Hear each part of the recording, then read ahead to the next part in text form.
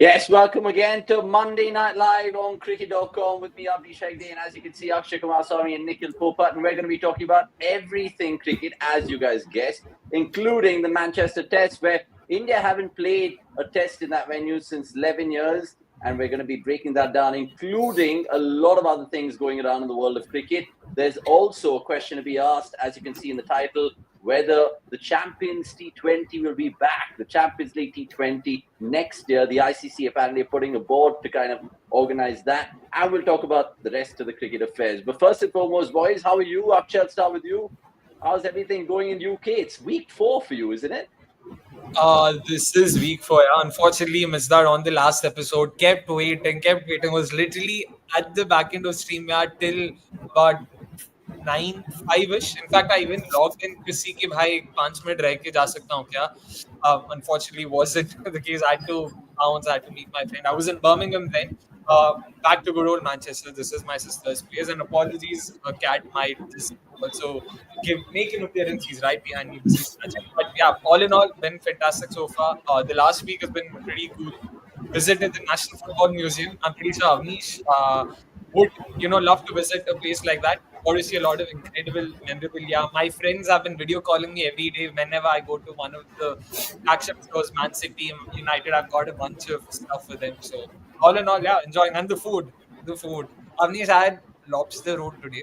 जो मैंने मतलब क्या बोलूं आपको मतलब food is That's amazing. I mean, that's a lot to take in from your UK sojourns. I think we'll come to Nikhil, and then I'll give my point of view of what I've observed over the weekend in terms of life, cricket, and everything in between. Nikhil, everything good in Mumbai? From Manchester, we'll move on to Mumbai and talk about how you've enjoyed your weekend and what are you looking forward to this week?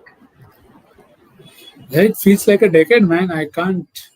It almost feels like we are in a different universe, but I've used that time to take a bit of a break. Went out, met a few friends. I don't know why I rewatched Suits Pura. I have no idea why I did that, but okay. That's how we try and get a small break, so we make the most of it because there has been plenty of cricket happening, and some of it this time around has been very early mornings. So sorry, bhai. Early morning cricket नहीं इतना भी प्यार है मेरे को पर इतना नहीं.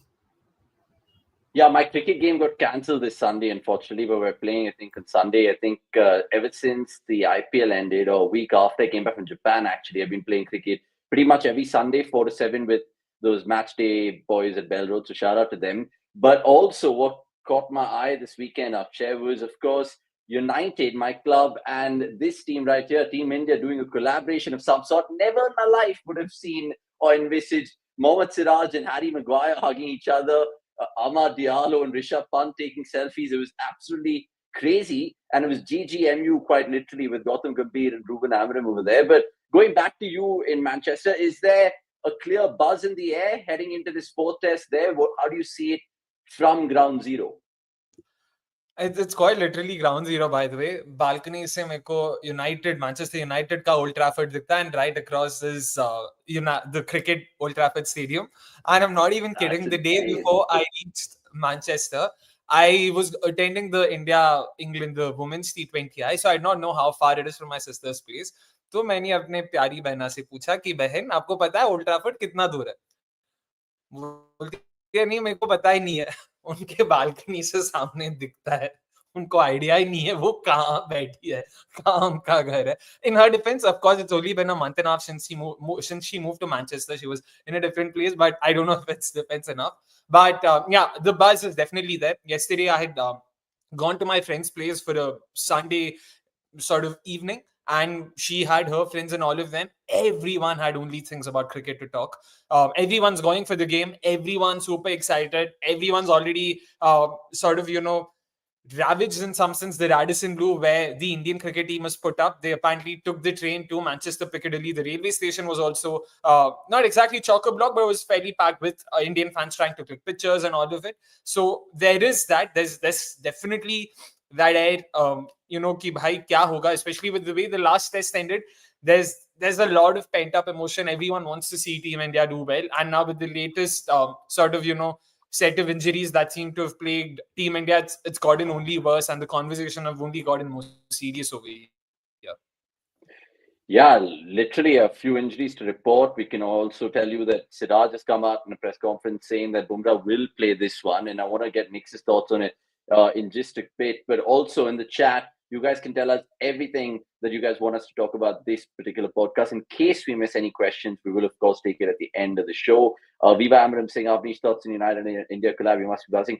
I literally just said my 2 cents in it. I feel like generally, like I am very envious of Akshay right now because he's in Manchester. Imagine if he's doing this podcast where you can literally see both the Old Traffords. It's a buzzing time. Guy Ritchie XXO saying Manchester memories. We'll talk about that as well. I was going to keep that part of the MNL question tonight, but we have something else. But we will talk about Manchester, the memories, the conditions there, the weather forecast. Because if you actually look at it, and Akshay has been there in the UK for the last 3-4 weeks, I think this is probably the coldest that he's endured in his time in the last 20 days or so. And apparently it's going to just be about 18 to 21 degrees throughout this test with a sprinklage of showers. So she's saying, seems like Kuldeep will finally play your combination. Guys, we'll come to that. In fact, that is the MNL question. So you guys can also tell us your playing 11s. And there is going to be a bear tuck as well, where Somesh, Nikhil, and Vikas, I think, have already debated and discussed combinations, which will come out soon as well. Greg saying United might be shit with results, but it's still one of the biggest clubs in the world, still the most followed club in India.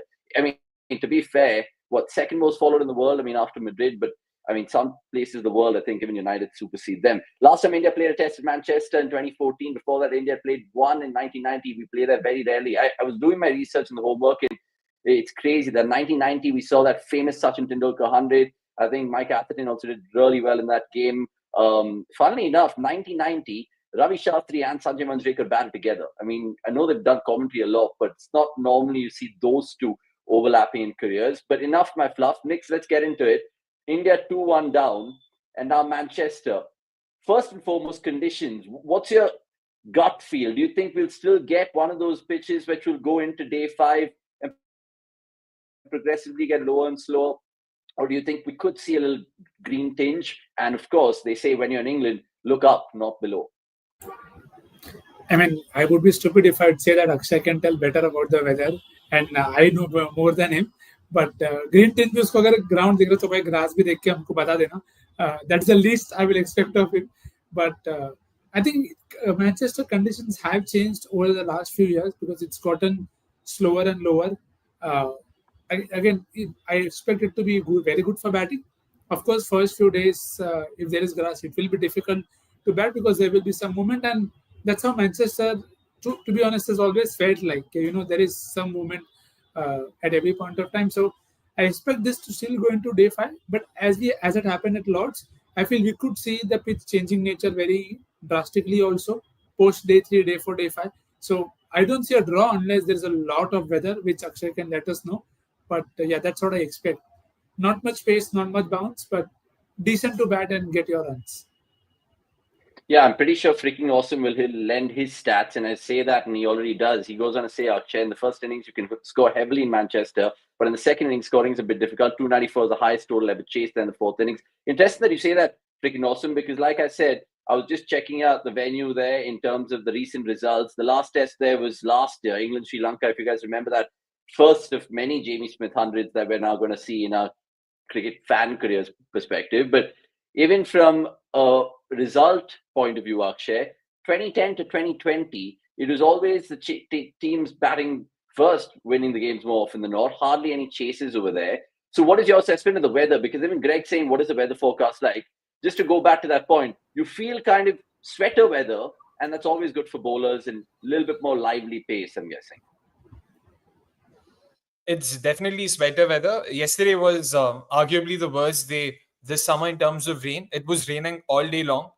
Great for, I say the visuals are all very nice and all, but not for cricket, of course. But today has been very bright and sunny, as you can see. I don't know, wo sunlight here, bhai. So it's been very interesting, and it's sort of been up and down like the typical British summer is. So it's hard to predict कि भाई उस दिन क्या होगा. Hopefully we won't see a lot of rainfall.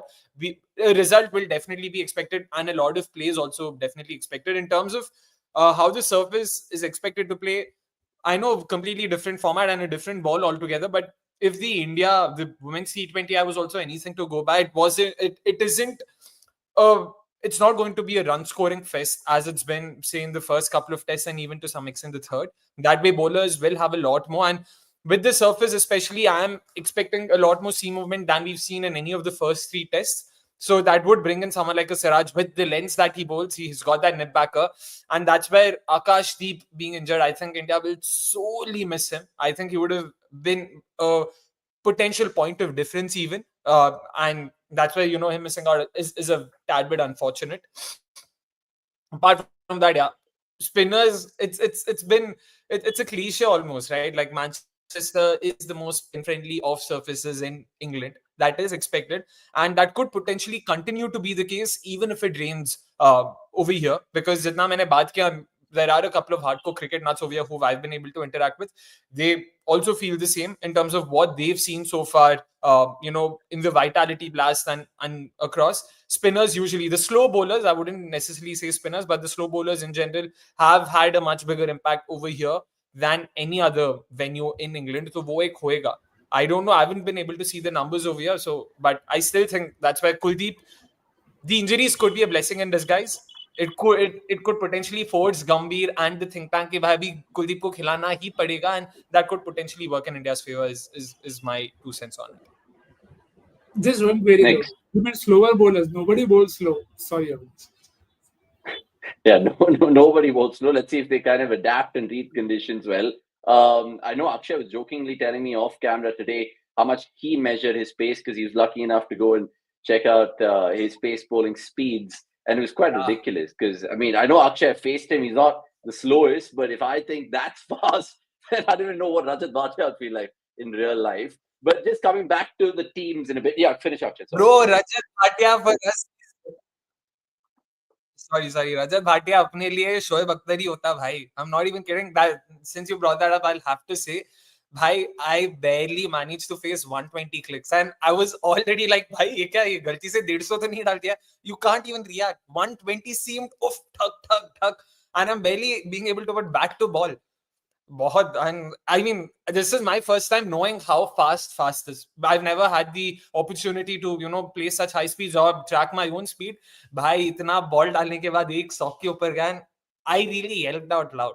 People are like, पागल हो गया क्या बंदा, क्या हुआ भाई?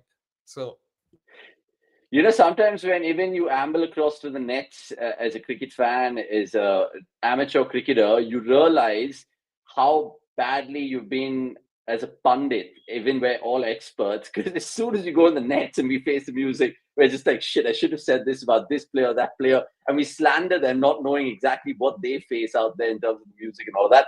Meanwhile, Atrio Bhattacharya has joined the chat. Welcome, good to see you as well. The Troika's back at Trio. Good as Cummins, Hoff and Stark, Shaunak providing the Able Supporters Line Best Cricket Podcast. What a comment that is. I'm not sure Shaunak would like the Lion comparison, but he'll take it for sure. I'm not sure who would want to be Stark, Hazelwood, and Cummins, but I know who I'll choose out of those three. Next, who would you choose? I would go with the all-rounder always. Yeah, I'm more than happy to give you Pat Cummins. I would take either Hazelwood or Stark, both of them RCB represent. I would probably side with Stark because just, what he did, not just in the pink ball test, but generally, if you look at his resume and CV, it's just insane. And Akshay would be more than happy to take the attribute of being Josh Hazelwood. Right, enough of the shits and games, because right now we want to talk about team combinations, which is very important. We know England have got in Liam Dawson instead of Tom Hartley they could have gone for, even though he's a Manchester boy. That could have probably come into the thinking, but it wasn't to be. And Liam Dawson comes into it after not playing a test for 8 years or something. So we'll talk about England in just a bit. But before we go into that, guys, let's just go back to the history and the conditions in Manchester, because the history, like I was suggesting to you all, 11 years was the last time India played a test in Manchester. 2014, some ridiculous things happened. I just want to whiz the memory of you guys in the chat and the boys as well right now. In that test match, the first innings, 5 ducks for India. 1 to Vijay, 1 to Virat, 1 to Pujara, Jadeja. I think Bhuvi also got up for a duck. MS Dhoni top scored, which was great to see. Broad absolutely ran through India, 6 for 25 in that one. And he also got hit in the nose by Varun Aaron in that particular game. That was a broken nose episode for Stuart Broad. And even if you look back at generally how India played test cricket in Manchester all the way back from 1936 till now, It's 4 losses, 5 draws. So they haven't won here. And many Indian fans are looking at it as a positive omen because we breached certain fortresses before. Nick, just a word on the history, because obviously we've seen like the Ashes test in more recent memory, the 2023 one, where England were unlucky to not end up on the right side of the result because of the rain. But does this kind of history suggest that India can embrace the challenge? Because more often than not, in the last 3-4 years, wherever the history has gone against us, we've been able to kind of get the better side of it. Do you agree? 100%. Then what worse can you get from being 8 for 4? Or Jogi, Yeah. just however you want to read. So that's it's a memory 8 for 4. It's a memory I want to avenge. And speaking like a broadcast, it's a broadcast. I don't know what he's talking about. I'll just chip that game away. I feel there is a hat-trick coming in this game. And I genuinely hope from every inch of my body that it is for India. And it is not against India, because I'm done giving good records at this venue. Sachin had a great start. Victor Trumper had a great start at this venue. You had Dominic Cobb taking hat-trick twice. Please, whoever wants to do it, do it. There will be a chance for India to take one. Hopefully, because I think historically you can say it's not the same match it's playing, so they don't have any baggage. So I think that is one thing that is changing with cricket. But yes, that is something that I feel 8 for 4. We have to take it off the box, please. I mean, he's right in a way. The fact that we've always remembered Manchester as a cricket venue, Akshay, for more white ball incidents, at least in our lifetime, with even as I go back to 1999, when I was 7 years old, I think India-Pakistan played a decently close-fought affair in that World Cup. The 2019 World Cup, I think Rohit and Rahul put the Pakis to the sword. Pakistanis, I should say, because the last time I did say that, I got absolutely slandered from my mates across the border. But what are your memories, really quickly, on Manchester? You very close to the ground. Is it a India memory, or do you remember it for something bizarre like New Zealand West Indies, that Carlos Brathwaite innings, which we kind of love and loathe? I can't understand. Sorry that he's not mentioned Dravid hitting 3 sixes to Samit Patel at the same venue. Oh, did that come here? I think incredible. It came here.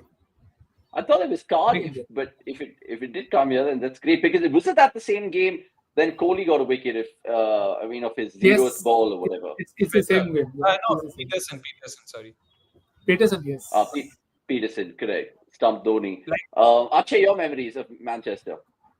Manchester, the couple, Carlos Brathwaite, interesting start. The India-New Zealand semi-final can't be spoken enough about, or can't be spoken little about. And then, of course, the game that I saw, recently, last week, India won the game. India clinched the series. बहुत मजा आया था वो देख के. A very, for me, actually, more than the India-New Zealand game, a game that really sort of affected me in some sense was 2007, India-England ODI. Stuart Broad, the all-rounder, announces himself.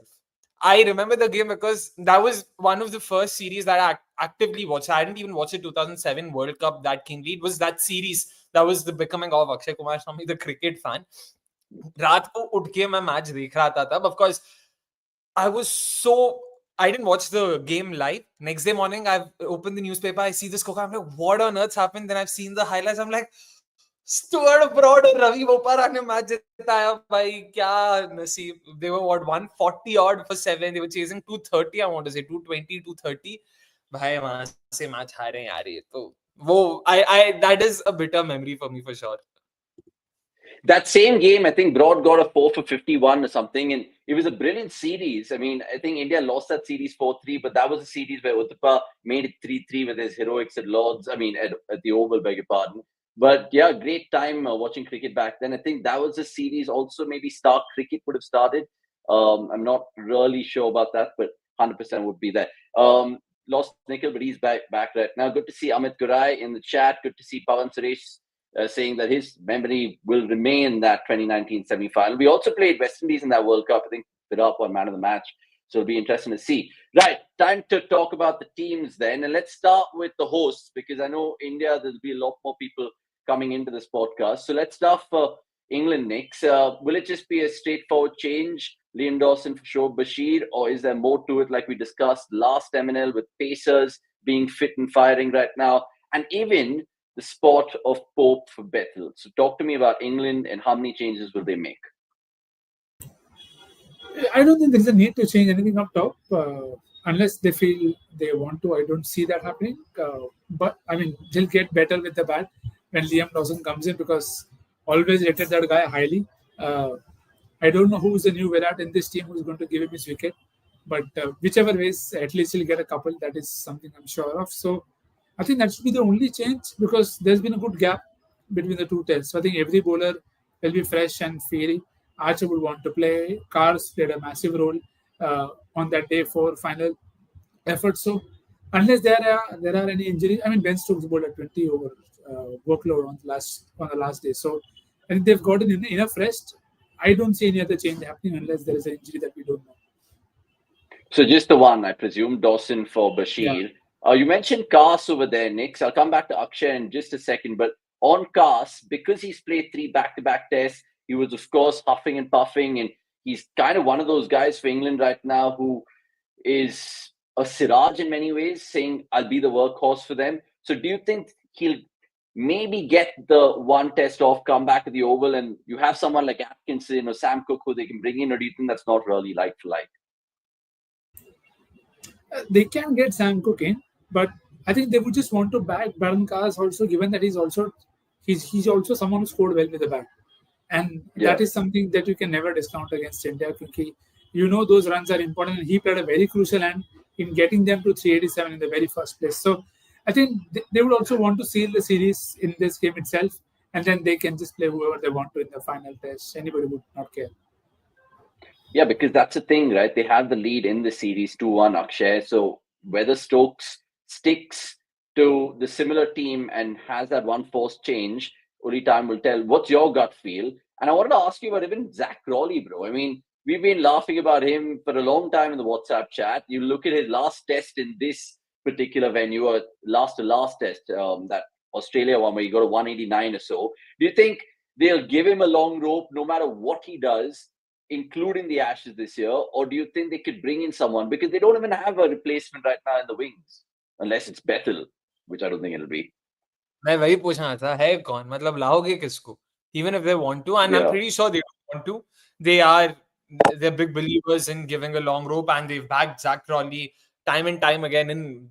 I'm talking about the press conferences and all of it, the way they speak about him, the likes of Ollie Pope even. So it's clear that they're not going anywhere anytime soon. Although with Pope, maybe they can still rethink that because of someone like a Bethel waiting in the wings. But Zach Crawley, I'm expecting him to continue at least. ये series तो कहीं नहीं जा रहा, मेरे हिसाब से तो Ashes में भी कहीं नहीं जा रहा. He will be there. I don't see him going. And about changes, England aren't exactly known for ऐसा horses for course. Sorry, what about Vokes, bro? Because that's the other contention, because his average as a bowler of the series hasn't been there to see. Obviously kind of old, so I don't know if he's going to be ready to play 4 tests back to back. Will they stick with him? See, I don't know about workload management. If they use that as an excuse, and if he's actually sort of overworked and he needs a break, then that's a different, conversation altogether. Assuming he's fit, he plays. I don't see him going out anytime soon. And again, I agree that he's been a bit too floaty for their liking, but he's also come up with those dismissals time and time again. And bat ke saath hi pehli 2 tests mein humne dekha, third test not a lot, but he's contributed just enough to hold on to that spot, not enough to warrant an axe, to put it very politely. So I don't see him also going out anytime soon. And like I said, with England in Test cricket, especially a baseball era, I don't think of them as a horses for courses kind of team. They are someone who believe in sort of consistency where everyone's for just keep playing them, just trying to give them those chances and see where that takes them. And for those who even saw the recent episode of For the Love of Cricket, Butler and Rod, they spoke to Freddie White, where the 3 of them talk about Baz's approach. And they all were aligned on the fact that Baz is not big on numbers, big on data. He's big on vibes. He's big on instinct. So if he believes someone is good, he is backing them to the hit. Unless, the guy has some matlab 20 lagatar fail hota hai, so maybe they might look at it. But he is a big believer in just giving them a long rope and seeing where that takes them. So yeah, knowing that, I highly doubt there'll be any unforced changes. Okay, fair thoughts from the boys. I mean, do you guys beg to differ with them in the comments? Let me know. Ricky Dawson throwing a stat in as usual, saying since 2019 in the WTC. England have played 7 tests in Manchester. They won 5, lost 1 and drawn 1. They batted once, first twice, won both games. I mean, they batted second, won thrice, lost. I mean, thank you for those stats. I mean, it's just going to make you think about what Ben Stokes is going to do, because he's had the rub of the green and the tosses going his way in this series. Shubman Gill needs to get that sorted first up, depending on the cloud conditions in that first morning. There's another stat thrown in for freaking awesome England related. If Joe Root will score 22 more runs in the next test, he'll become the first batter to score 1,000 test runs at Manchester, which is food for thought, because there's some really good English cricketers, and I'm surprised no one's breached that mark. We'll talk about the Indian changes side, and I will agree with this to some extent, even though the boys might come hard at me. Get Curran out of there and all of that. What happened to the best Parkinson names and any other young spinners? Dawson doesn't seem to be the long-term prospect. He's 35, so he's obviously not a spring chicken. They're going to think of him, again, someone who can hold the bat, and more than that, because I think you look at his numbers for Hampshire as well. Brilliant asset. Almost like a like-for-like Jadeja in terms of the England setup. And it'll be interesting to see how he goes. But I don't know whether he can just do that holding role, because Bashir, make no mistake, was trying to at least listen to Stokes as much as possible, and I think Dawson will go down that route as well. We'll go on to India then, because many people are suggesting that we can talk about India, which we will right now. Where do you guys see any changes? Because I think there's 3 minimum, and Nix, you can start with India here. Nitish Kumar Reddy injured in the gym, apparently, serious knee injury, so he's flying home. Arshdeep sustained an injury bowling in Beckenham, so he's not there. Akashdeep is out with a groin niggle, most probably. Siraj is confirmed, like I said at the top of the show. Bumrah is there. So is it fair to say that it'll probably be Shardul Thakur back in, Kuldeep, Bumrah, Siraj, Jadeja? Is that how you're looking at things? I mean, we've spent enough time, and sure you'll get the better tomorrow or whenever you do. But I feel it could max be 2, where India see Kamboj probably as an option as a direct swap if they want to for NKR, and I would not mind that. And if it's not for NKR, he can come in for Akashdeep. The other bit is, see, I don't know how they are looking at this option of Dhruv Jurel and Rishabh Pant. I mean, if you honestly ask me if there is any doubt with Rishabh Pant keeping, then you will have no option but to replace NKR with the batter, because then that would mean that Jurel plays at 6 or Jurel 6 or 7, and then you have just those 2 changes because Pant can't keep. So again, that way you would say you are taking 1 bowler out, but you're getting a composing for Akashdeep, and you're making up for the batting of NKR with the batting of Dhruv Jurel. So I think that might be max. We've seen Sai be in the practice squad in the slip cordon today while practice. So I don't know if they're thinking, if Rishabh Pant can keep, then maybe we can get Sai for NKR. But I don't think that's a good way to get back to someone. So if they just replace Shardul and Anshul Kamboj, I am fine. But I just feel on paper they will feel they are a better light. I don't agree with it, but I won't be surprised if they think that we need a bit more batting. Okay, so just to reiterate, your two changes are Kamboj comes in, and who else? For Akashdeep, and Shardul comes in for NKR. Okay, fair thought. Where do you stand in that, Akshay? Again, you're saying this कि ये Team India करेगा, not something you want them to do. This is what you think Team India will do. Exactly. Okay, I would play Kuldeep. I would push Anshul to bat higher and play Kuldeep, but that's not in my head. And that means you'll drop Siraj. I mean, sorry, Shardul. Hey. Shardul I would not play Shardul. Akashdeep and Nitish go out, so Shardul to hai hi nahi. मतलब conversation. Okay, fair. Fair. And so what about you, Akshay? Yeah, I do agree where Nikhil Bhai is coming from, and I must say that's probably how I would look at this as well. Anshul Kamboj is the sort of closest I can say we can get to having a like-for-like for Akashdeep. I don't know if Gumby really wants to give Prasidh Krishna another go, given the way he's fared in the first few games. So if Gumby decides to give him another go, then I hope not. It's such a tricky thing, right? Like, as someone who's outside the cricket field, who's trying to be objective, Prasidh hasn't done well, which is why Anshul Kamboj makes a lot more sense. Anshul Kamboj has in turn done well in the 8 tour, which is why he also deserves the chance. But cricket is so much more than just that. Like, you don't know what are the kind of conversations happening there. You don't know the kind of rapport, say, Shubman Gill and Prasidh Krishna share. Maybe, they've clearly struck a chord. IPL mein he's done well. So all those things also go. Like, I'm trying to sort of come from that end, because of late I've been having so many conversations with people who are far more removed than us. Like, for them, we come like for a complete outsider, for my friend, for instance, who just watches cricket for the fun of it, हम उनके लिए मतलब Harsha Bogle, Gautam गंभीर, मतलब उनके लिए हम ही है. तो when they try to give us something, that's when I realize कि भाई how they are sounding to us is how we will be sounding to them.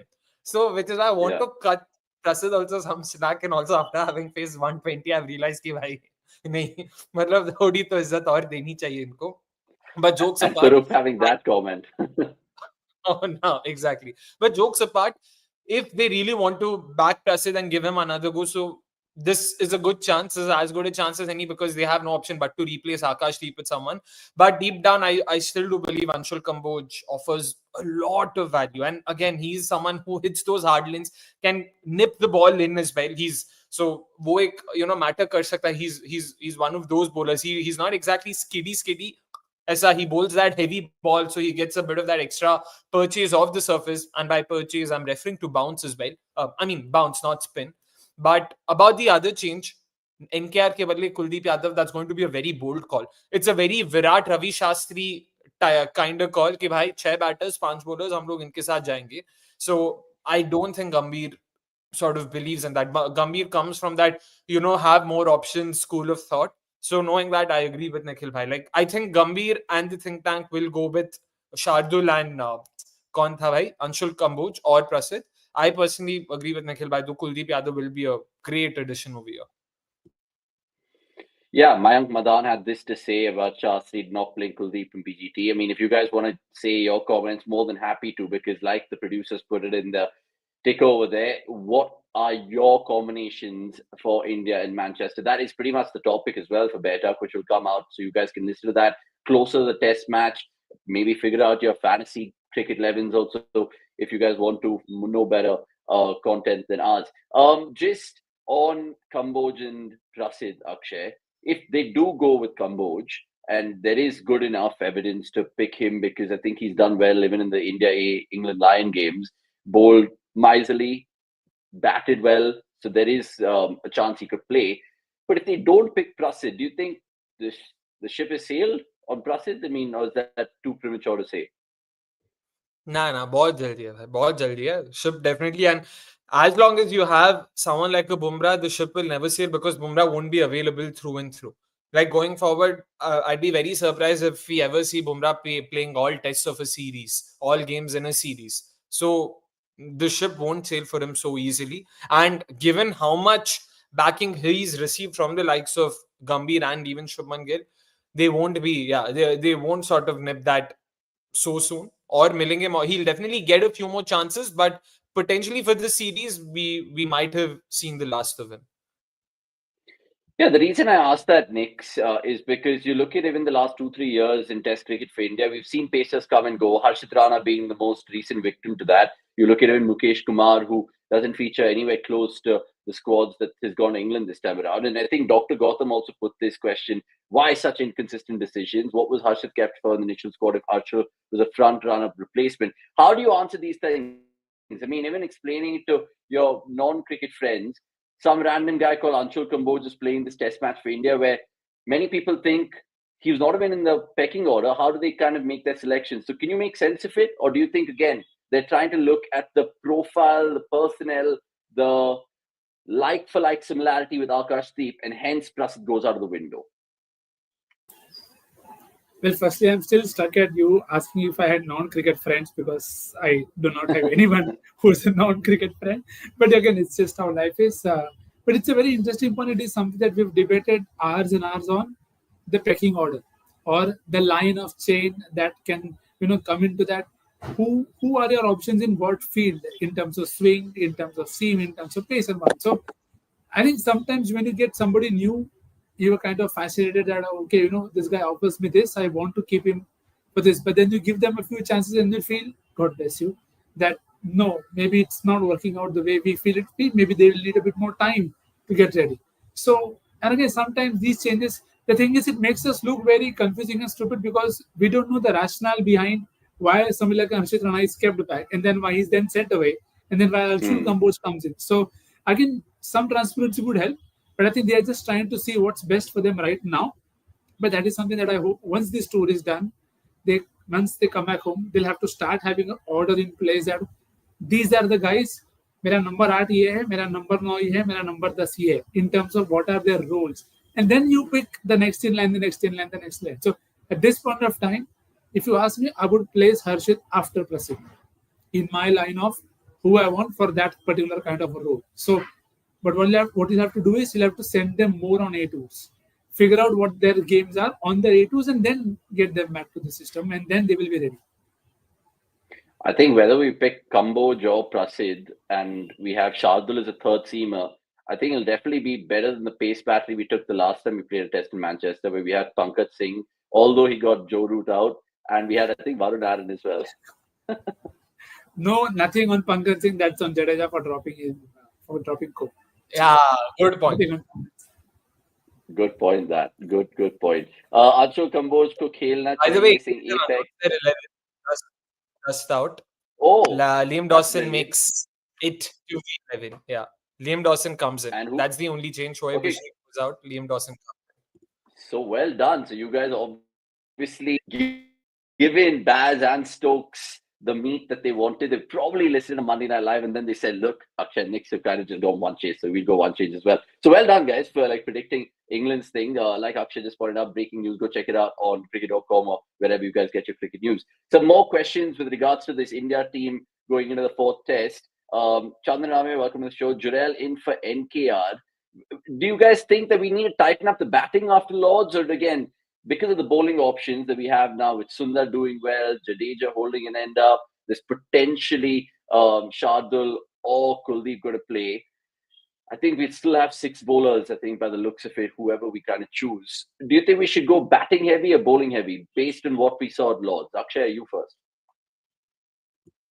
I personally, though, I think we need more bowlers. Enough of our batters have shown good form in the series, so you can bank or depend on them. Bowlers ke saath wo same kaha nahi ja sakta, and that too at times it's almost been a case of Bumrah or nothing for Shubman Gill. Not that the other bowlers aren't bowling as well, but Shubman Gill, the captain itself, trusts Bumrah a lot more. So given that, you need to give him as many resources or as many reinforcements as possible. So knowing that, personally, I would go with, if I have to pick a bowler or a batter to replace NKR, it would be a bowler for me. But then, if you throw in that whole punt not keeping, so then Jurel or KL takes the gloves, how do you kind of fit the jigsaw? And what is your straight up 11 for Manchester? I just want to note for you and the viewers right now, what is your 11? Forget what Team India picks on Wednesday. I would have KL keeping. If Pant can't keep, then I'll have KL keep. As much as I've loved watching Dhruv Jurel, the only way DJ comes in is if they decide to drop Karun Nair, which I don't know. That's now a call they have to take. One way or the other, I'm fine with it. There's enough merit in both sides of the argument, so I'm fine either ways. So Jaiswal, KL to open, Karun / whoever it is at number 3. I'm just going to say Karun at number 3, Shubman at 4, Pant at 5, Jadeja at 6, 7, 8, 9, 10, 11. अभी यहाँ पे थोड़ा bowling हल्का होएगा, मैं मानता हूँ. In no specific order, I'll have Kamboj, Kuldeep, Siraj, और कौन है भाई, Bumrah, and कौन था अपना 5th bowler?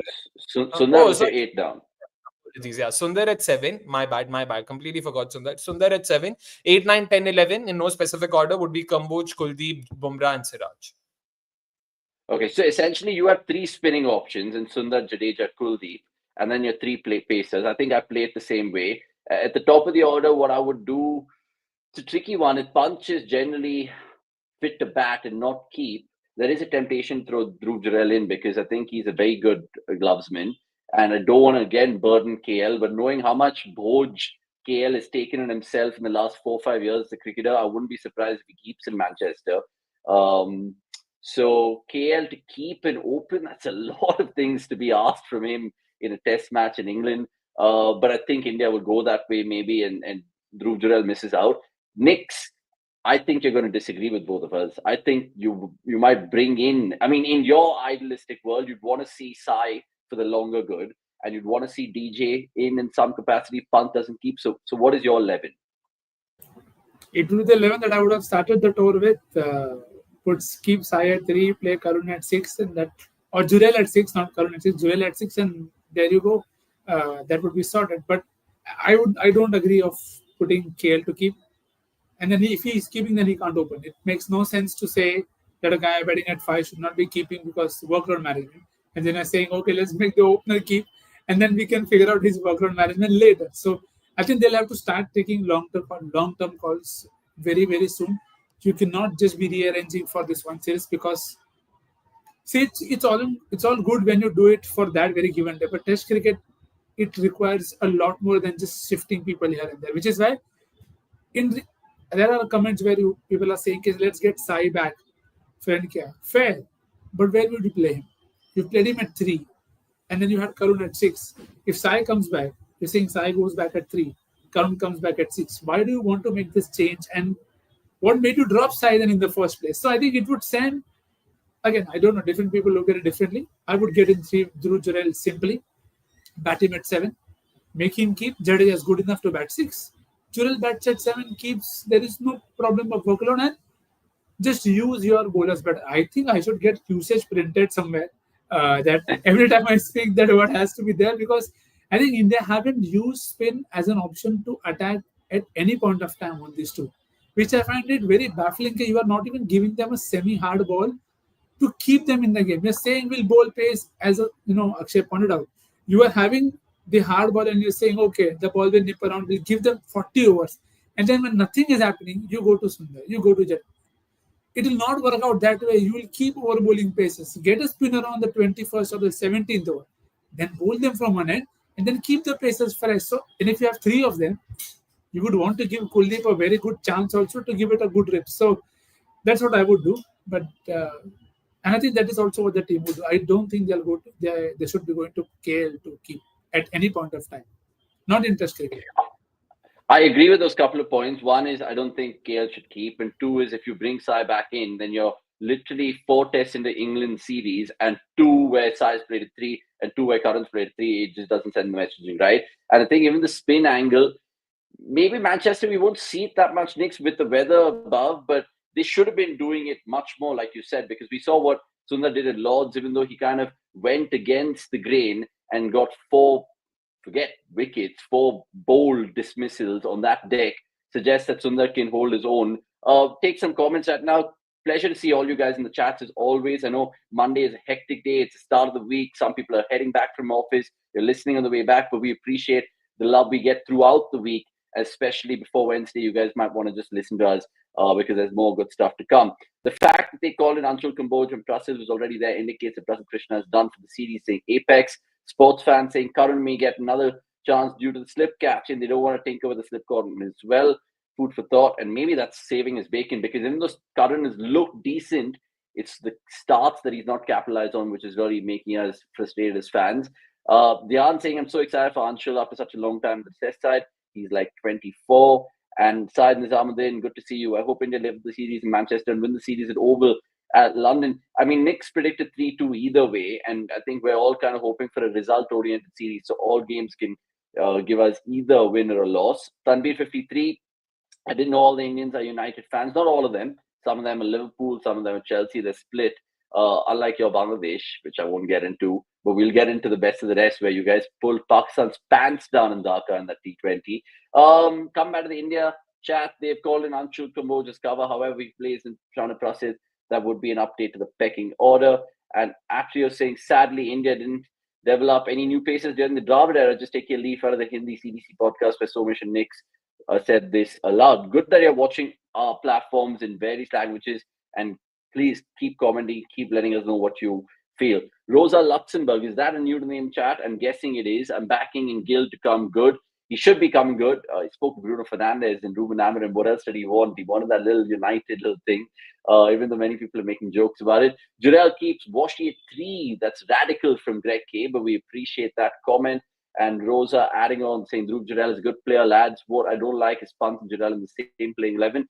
Sometimes we've seen that in the past, where we've seen 2 wicket keepers and you're strapped for choice, but you want to make sure you get the best guys out there. and specialist lads more in particular. Karun Nair deserves another chance. We've said that. And Dr. Gautam saying, has any team played 3 spinning options in England before? It'll be something ridiculous.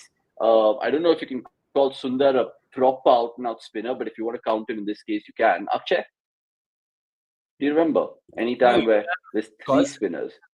But I can't think of too many other instances of 3 spinners. But Sundar ko spinner to मान लो भाई ऐसा. I mean, Jadeja, Sundar, Kuldeep, that's 3 proper spin options. But now, given that England has gone ahead with just the 1 spinner in their 11, I don't know if that is a reflection of what we can expect in the test, or is it just them sort of, playing the way they best play. So, इसीलिए अभी वो देखना पड़ेगा अपने को.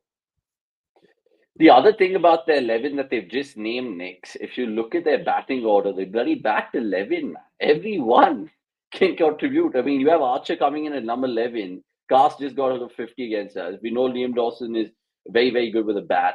Vokes obviously hasn't found form this series, but he can randomly turn up with the bat. So that's, I think, another thing that India need to take toll of, right? Next. 100%. I keep saying this. India needs to start bowling spin to tail.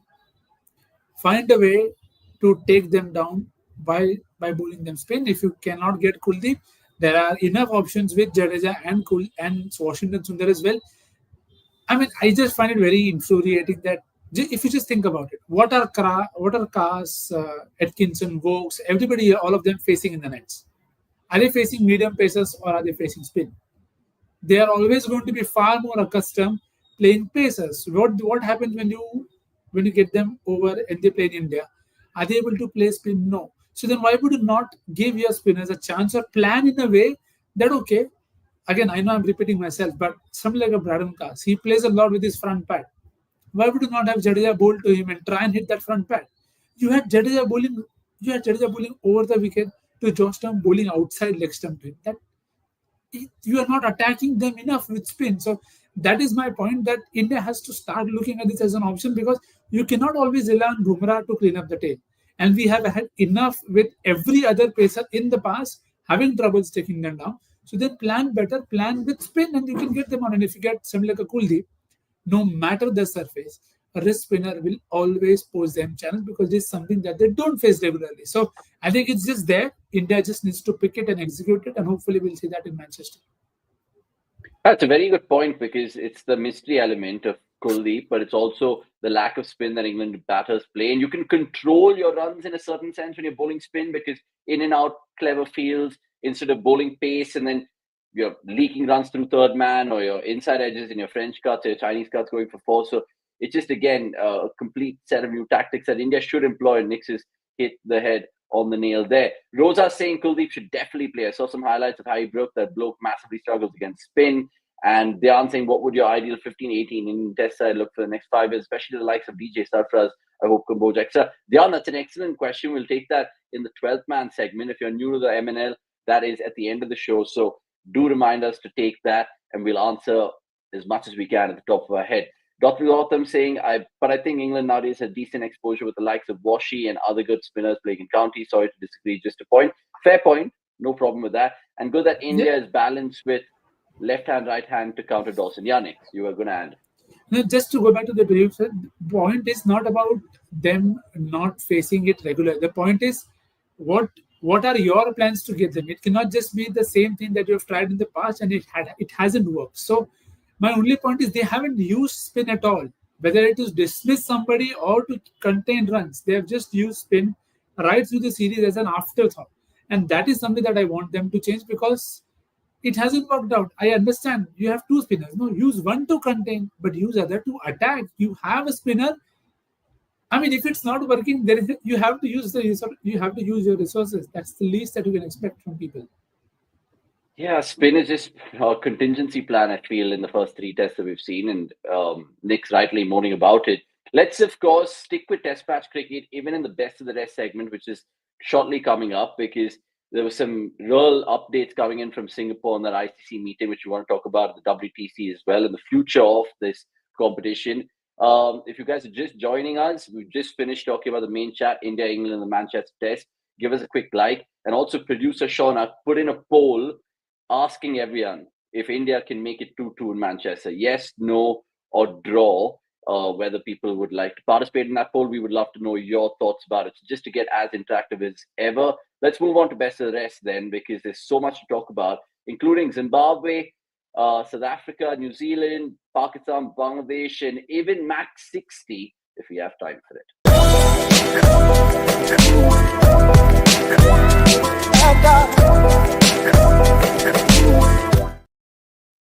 So like I said, boys, we will start with Test cricket in terms of that news which broke out earlier this week. And Akshay, I don't know how you took that news, whether you like it or you're just like, what is this all about?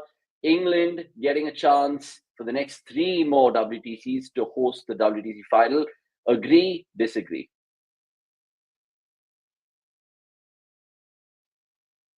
Man, it's difficult. Like, had you asked this question to me, say even like a month ago, I would have been like, yeah, matlab, you have to play it someplace else. Although I get where they're coming from, that they want to. The cycle starts from it's a June to June cycle, and June means it's summer only. It's playable conditions only in this part of the world.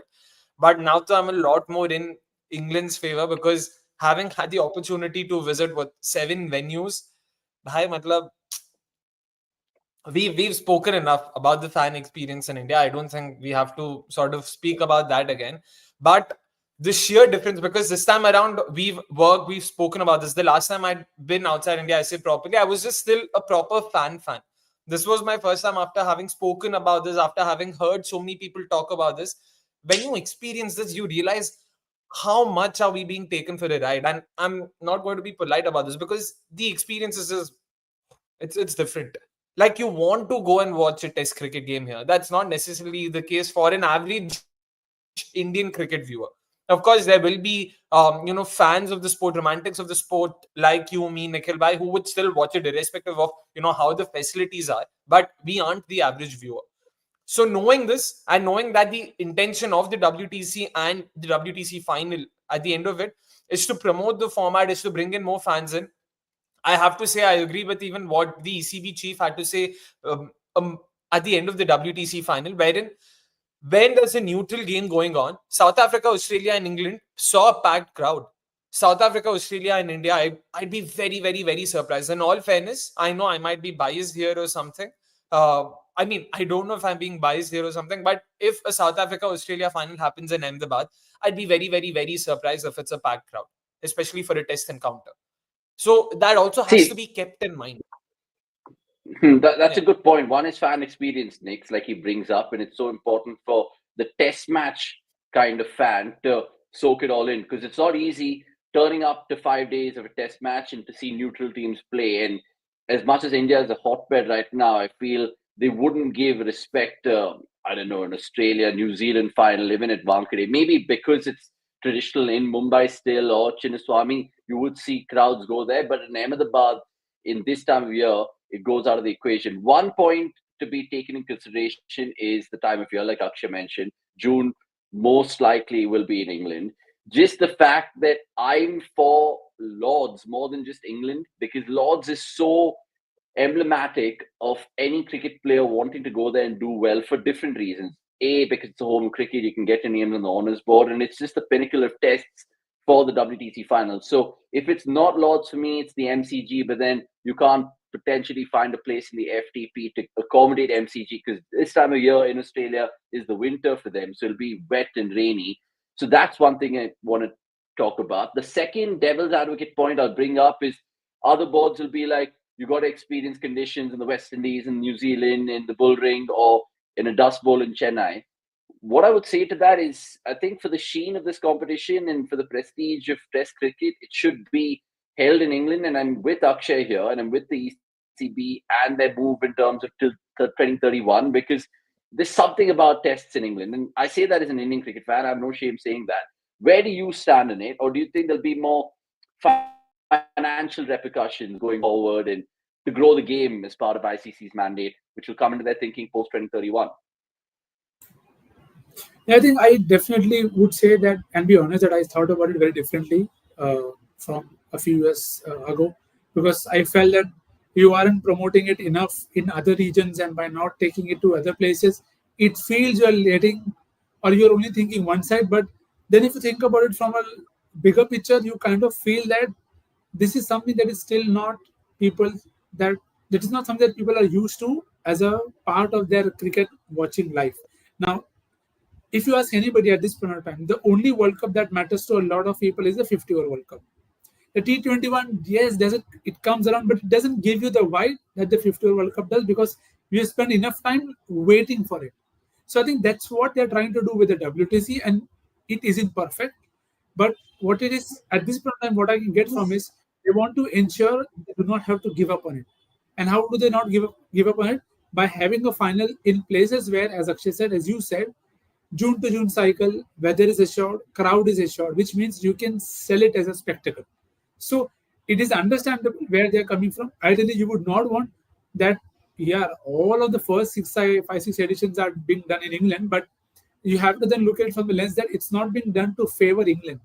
It's been done because somehow, because of the cycle, because of the weather, because of the people and the timing of it, you have to remember a Test cricket match in England is a prime time one for Indian audience as well. So the global audience, if we are a big part of it, we are also watching it at the right time of the day as compared to say in the West Indies or in Australia for that matter. So I think because of the cycle and all of that, I completely side with the point for now. In the future, I would 100% like it to change. There are tweaks that I would long to see in the WTC, but at this point of time, we'll have to just accept that it is a move to just make it a bit more common, a bit more widely accepted, and then we can take it to other places. So WTC 1, me 0. Okay, that's a fair point, and a good way to look at it actually, because it's so important that nowadays cricket has been mixed with the broadcasters coming into play and be like, we can't potentially host it in Eden Park, Auckland, even though that's a iconic venue by itself. It just blows a lot of countries' time zones and watchings out of the equation for sure. Some fascinating thoughts coming in from the comments, which I'll definitely take. The other thing that we have to consider is whether the ECB have actually done everything to promote Test cricket the best in terms of all the countries. I know India, of course, have institutions in terms of Wankhede or the Kolkata Eden Gardens venue over there, or Chinnaswamy, where it's kind of unique by its own self. But I feel if they kind of make it a policy of a WTC final, then I think we can see this even beyond 2031. If they come in the next 5-10 years and say, we want to make it a 3-match test series between the two test teams and give it like a 1-month period from June to July, then they could probably expand and playing one game in Gaul, one game in Johannesburg, and then move it to Lords. But again, that's wishful thinking and not feasible as well. That's something that we need to really kind of take into equation. I think Akshay has lost his connection, but he's coming back, so don't worry about that. Daniel Matthews saying if India is not in the final and the final is not in England or Australia, then no one's coming to watch in India. It's a fair point. Greg K saying keep the WTC final in England, but we need different conditions, not just pace-friendly pitches. England's England, so whether we get grey clouds and a green pitch or we get a flat track that we've seen at Edgbaston earlier this series, only time will tell. And conditions as well. Am I the only one who wants one India away test tour every year, especially Australia, England, South Africa, 3 tests at least? I mean, that's another thing that they're trying to think about, whether it's a 2-tier test system. We'll finish up on that because that's a perfect segue just to get the boys, whether they're pro 2-test tier system or anti 2-tier test system. That's a mouthful. Akshay, where do you stand on that? Would you like it? The relegation and promotion in terms of the 9 test playing nations, even though there are 12 real nations who play test cricket, 6 and 6 split. And it'll be interesting if one of the big 3 gets relegated to see them scrapped with relegation fodder. It's an interesting one. And before we get into it, also a not so subtle plug-in, guys, just a day before yesterday, we put out the recent TWCP episode, and that's on the future of women's test cricket. So please do check that out. We've sort of dived deep on, the future of that format and why, test cricket for, the women's side of things is so different from the men's side of things and all of it. So please do check that out. Coming back, the thing is with test cricket, man, we need to understand at the end of the day, we as viewers, when I say we, I'm literally talking about you, me, Nikhil, and all, we form a very tiny chunk of that audience who loves Test cricket, who wants to watch Test cricket. And for ICC, we aren't the audience they're catering to. The audience they're trying to cater to is the newer set of people who they want to expand to, who've not heard of cricket potentially, who've not watched or played cricket themselves. And for them to be incentivized to watch a game, you cannot sell a game by telling you, hi, I swear, last week, I spoke to my sister's best friend. The guy doesn't play cricket. All he had to say was, I know the sport, yeah, they go back for lunch and all of that in between the game. So that is the idea of Test cricket for them. And we like it. It's a very different way of playing, but you can't sell it to the average person out there. So knowing that and how much it costs, importantly, it costs 4 crores on an average in Indian rupees, which is roughly $400,000 to host a single Test match. That's a lot of money we're talking about for a New Zealand cricket board or a West Indies cricket board. Where is that money going to come from if an India or in Australia or in England isn't playing? And by the way, for what it's worth, the Australian Cricket Board is a loss-making proposition. Australian Cricket Board has been making losses for the last 3 years, and they are a part of the big three. That's because BCCI earns nearly 60 to 70% of all the revenue that ICC generates comes through BCCI. They make most of the money. So if India is not playing more often than not, it is a loss-making proposition outside the Ashes. So practically, if you have to think about it, if you want to resuscitate Test cricket, either reduce it to its bare bones, hatao ye technology, ye sab hatao, make it very simple to organize, don't spend a lot of money on each of the tests. Like that's probably one way of looking at it, so that you at least hold on to the format and you make it a lot more practical for the lesser fortunate boards to organize it. Or else, yeah, you will have to come up with something like this. And the tier structure, I just don't know, man. Like, watching a six-team sport is just too elitist. It's like, what is, like, I don't know. I wish there was a way of, like, once again, I'm sorry to say, franchise cricket tournament. The more I think about it, I really think this has potential. This genuinely has potential. You need to you have to basically show the boards or ICC ki how do you make money off of it, and I think this has a lot of potential.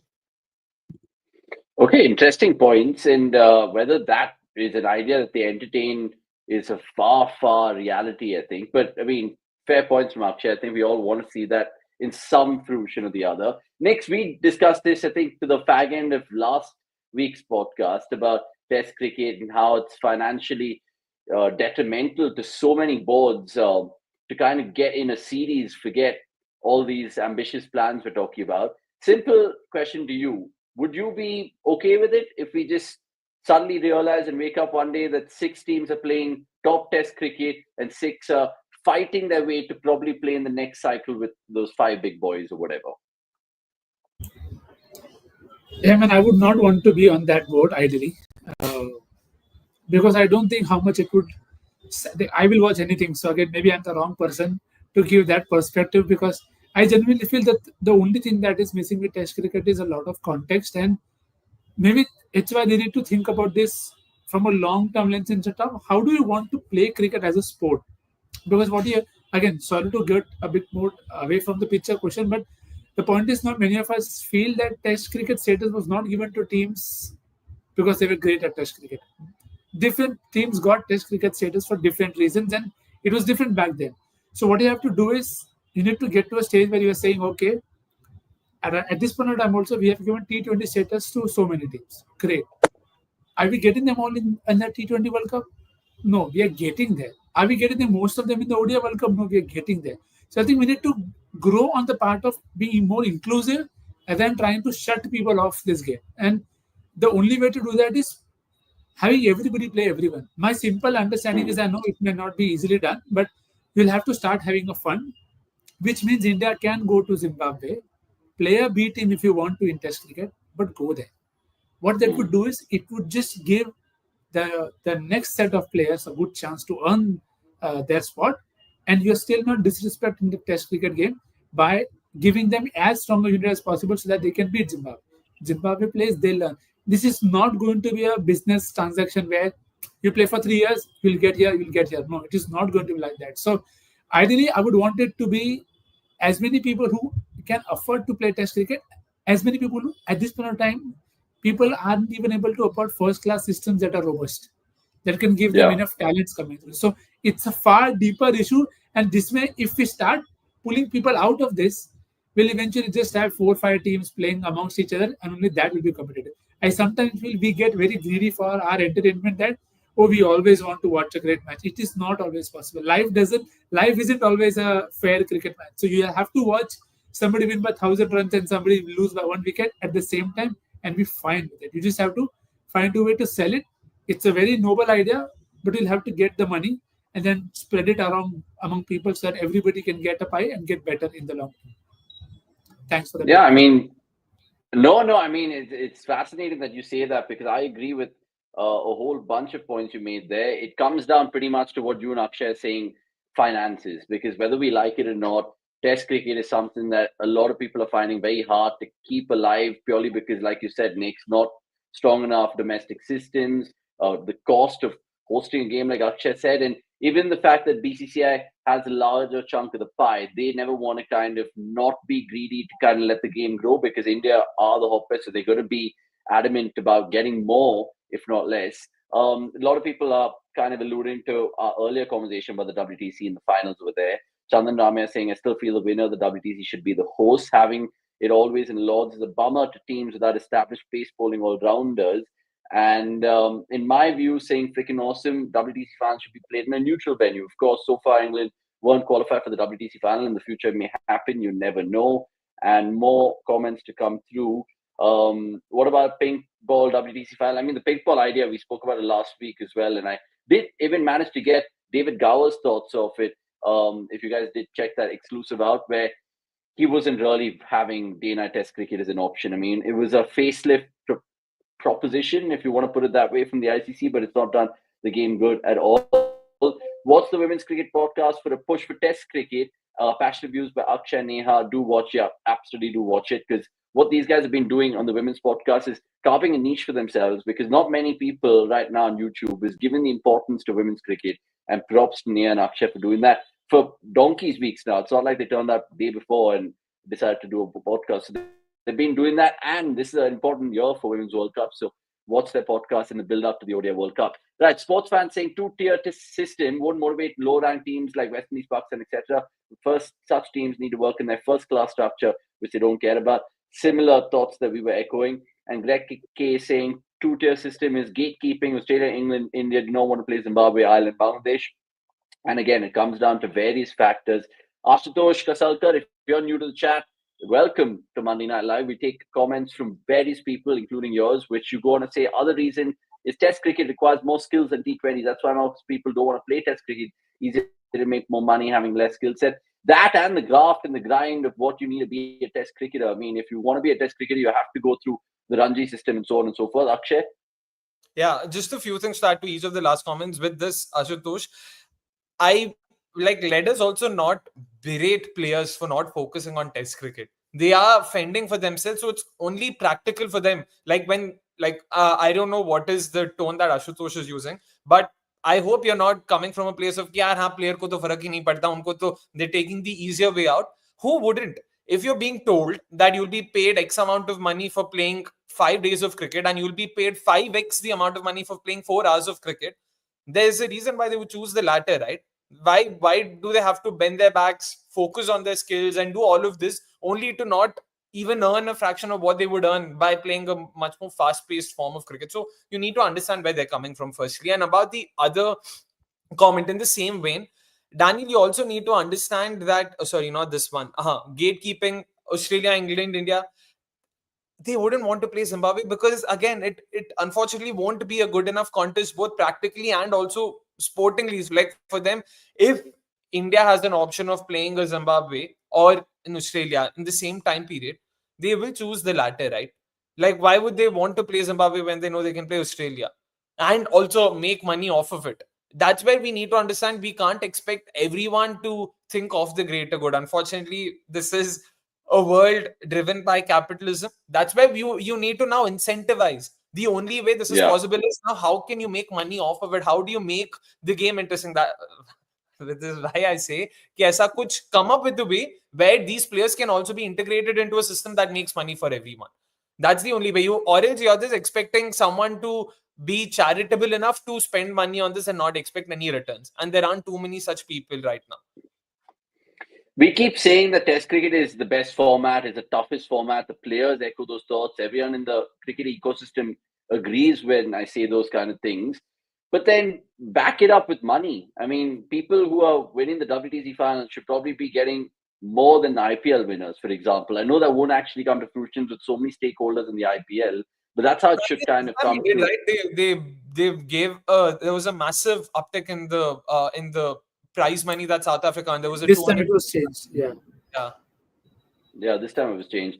Daniel saying pretty much another valid point from a fan's POV. Why would fans of lower ranked teams now tune in to watch their team get embarrassed? Even that West Indies Australia one it's something that our good old friend Gurkirat keeps saying. The fact that, yeah, sure, you want to see Bangladesh play Australia in Gabba, but smaller the format, tougher it gets, the competition. And obviously Test cricket, you can be 30 for 5 but still end up winning the test because your second innings could come to the fore. So you want to chip in that, Akshay, again? I actually look at it the other way around. I think smaller the format, greater the chance for a weaker side to win a game, because that's where luck plays a much bigger role. In Test cricket, luck has a very small role to play. Like you said, if someone gets out, you still have another innings to come back.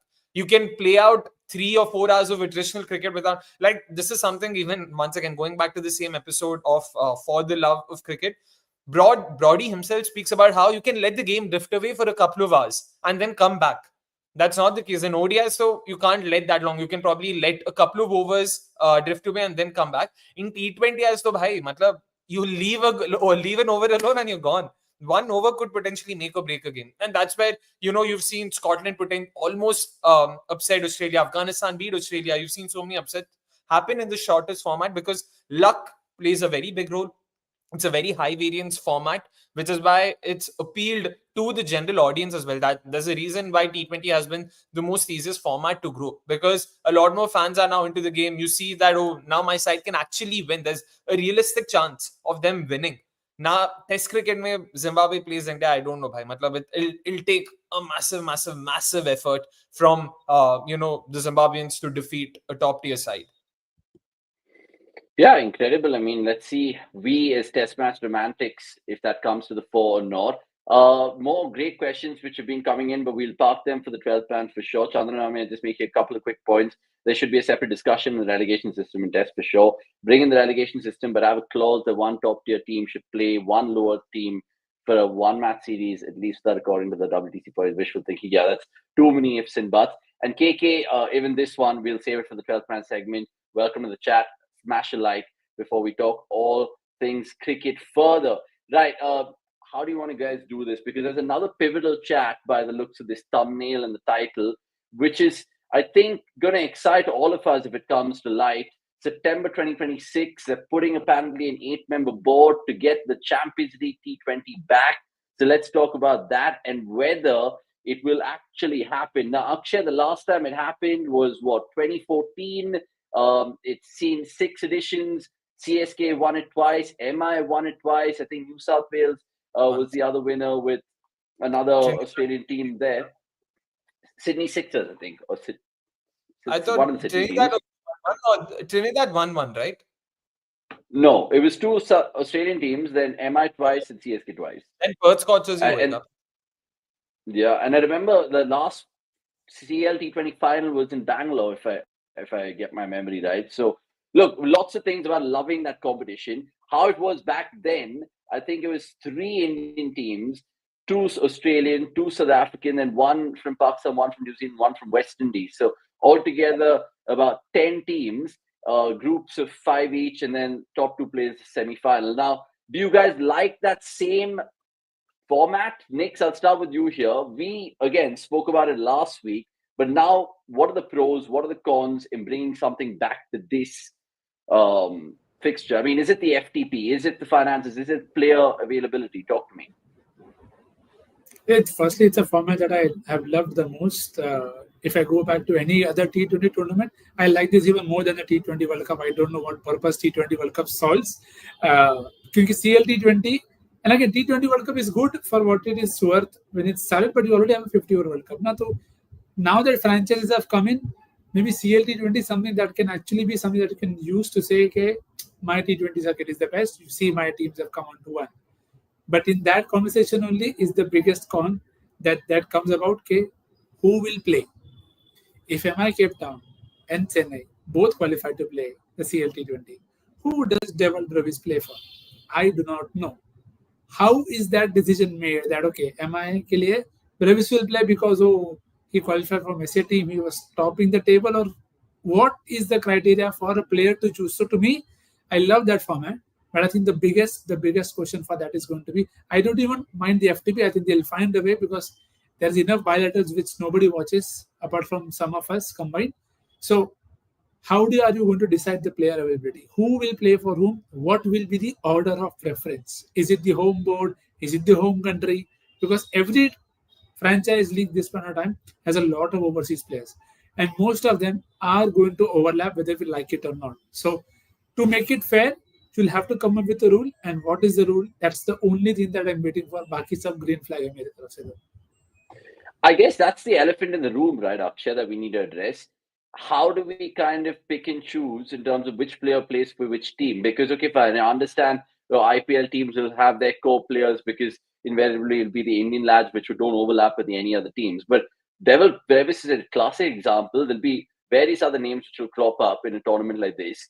Is there a straightforward solution or a caveat that you can include in a player contract saying, look, if you qualify for this tournament, we get hold of him because we pay higher for him, and then there is that parent club loan agreement sort of thing? How do you see it, Akshay? Firstly, when it comes to the leagues itself, there needs to be clarity on what are the leagues they are, going to be that are going to be a part of this. For me personally, I think it should be leagues that are recognized by boards of test playing nations. Simple. I can't have a 9 overseas player team playing in these. I mean, no offense. Such tournaments have a place in the overall circuit maybe, but not here. It can't be this. So keeping that keeping that as a parameter, sorry. And in all likelihood, apparently the 100 is also switching to a T20 format.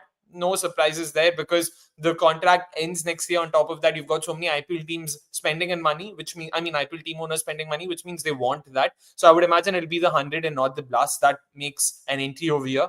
Now, about the players themselves, one maybe way of looking at this or trying to sort of make it equitable is fix the player match fee or the player fee for the tournament. It has to be separate from their IPL fee. This is a separate tournament that they need to be paid additionally over and above that, and fix it. It has to be the same. There's no tier 1, tier 2. There's nothing. Everyone, for instance, can be paid a 25,000. Everyone will be paid $25,000. There's random numbers. Don't quote me on that. $25,000 per game. This now disincentivizes players from choosing a side that's paying them more. You have to first try and see how can you eliminate that money factor. But even then, if a team really wants to poach a player, they can pay under the table. Abhi uska hum kuch nahi kar sakte. Now, that's where you will have to, yeah. I'm thinking we start even before that. Now, for example, you have a player who plays for someone in the IPL and then the SC20 champions, right?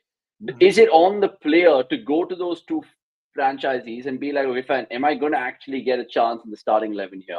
Because I know I'm going to be a impact sub, but I have better chances to play and start, potentially captain my other team. So he puts forward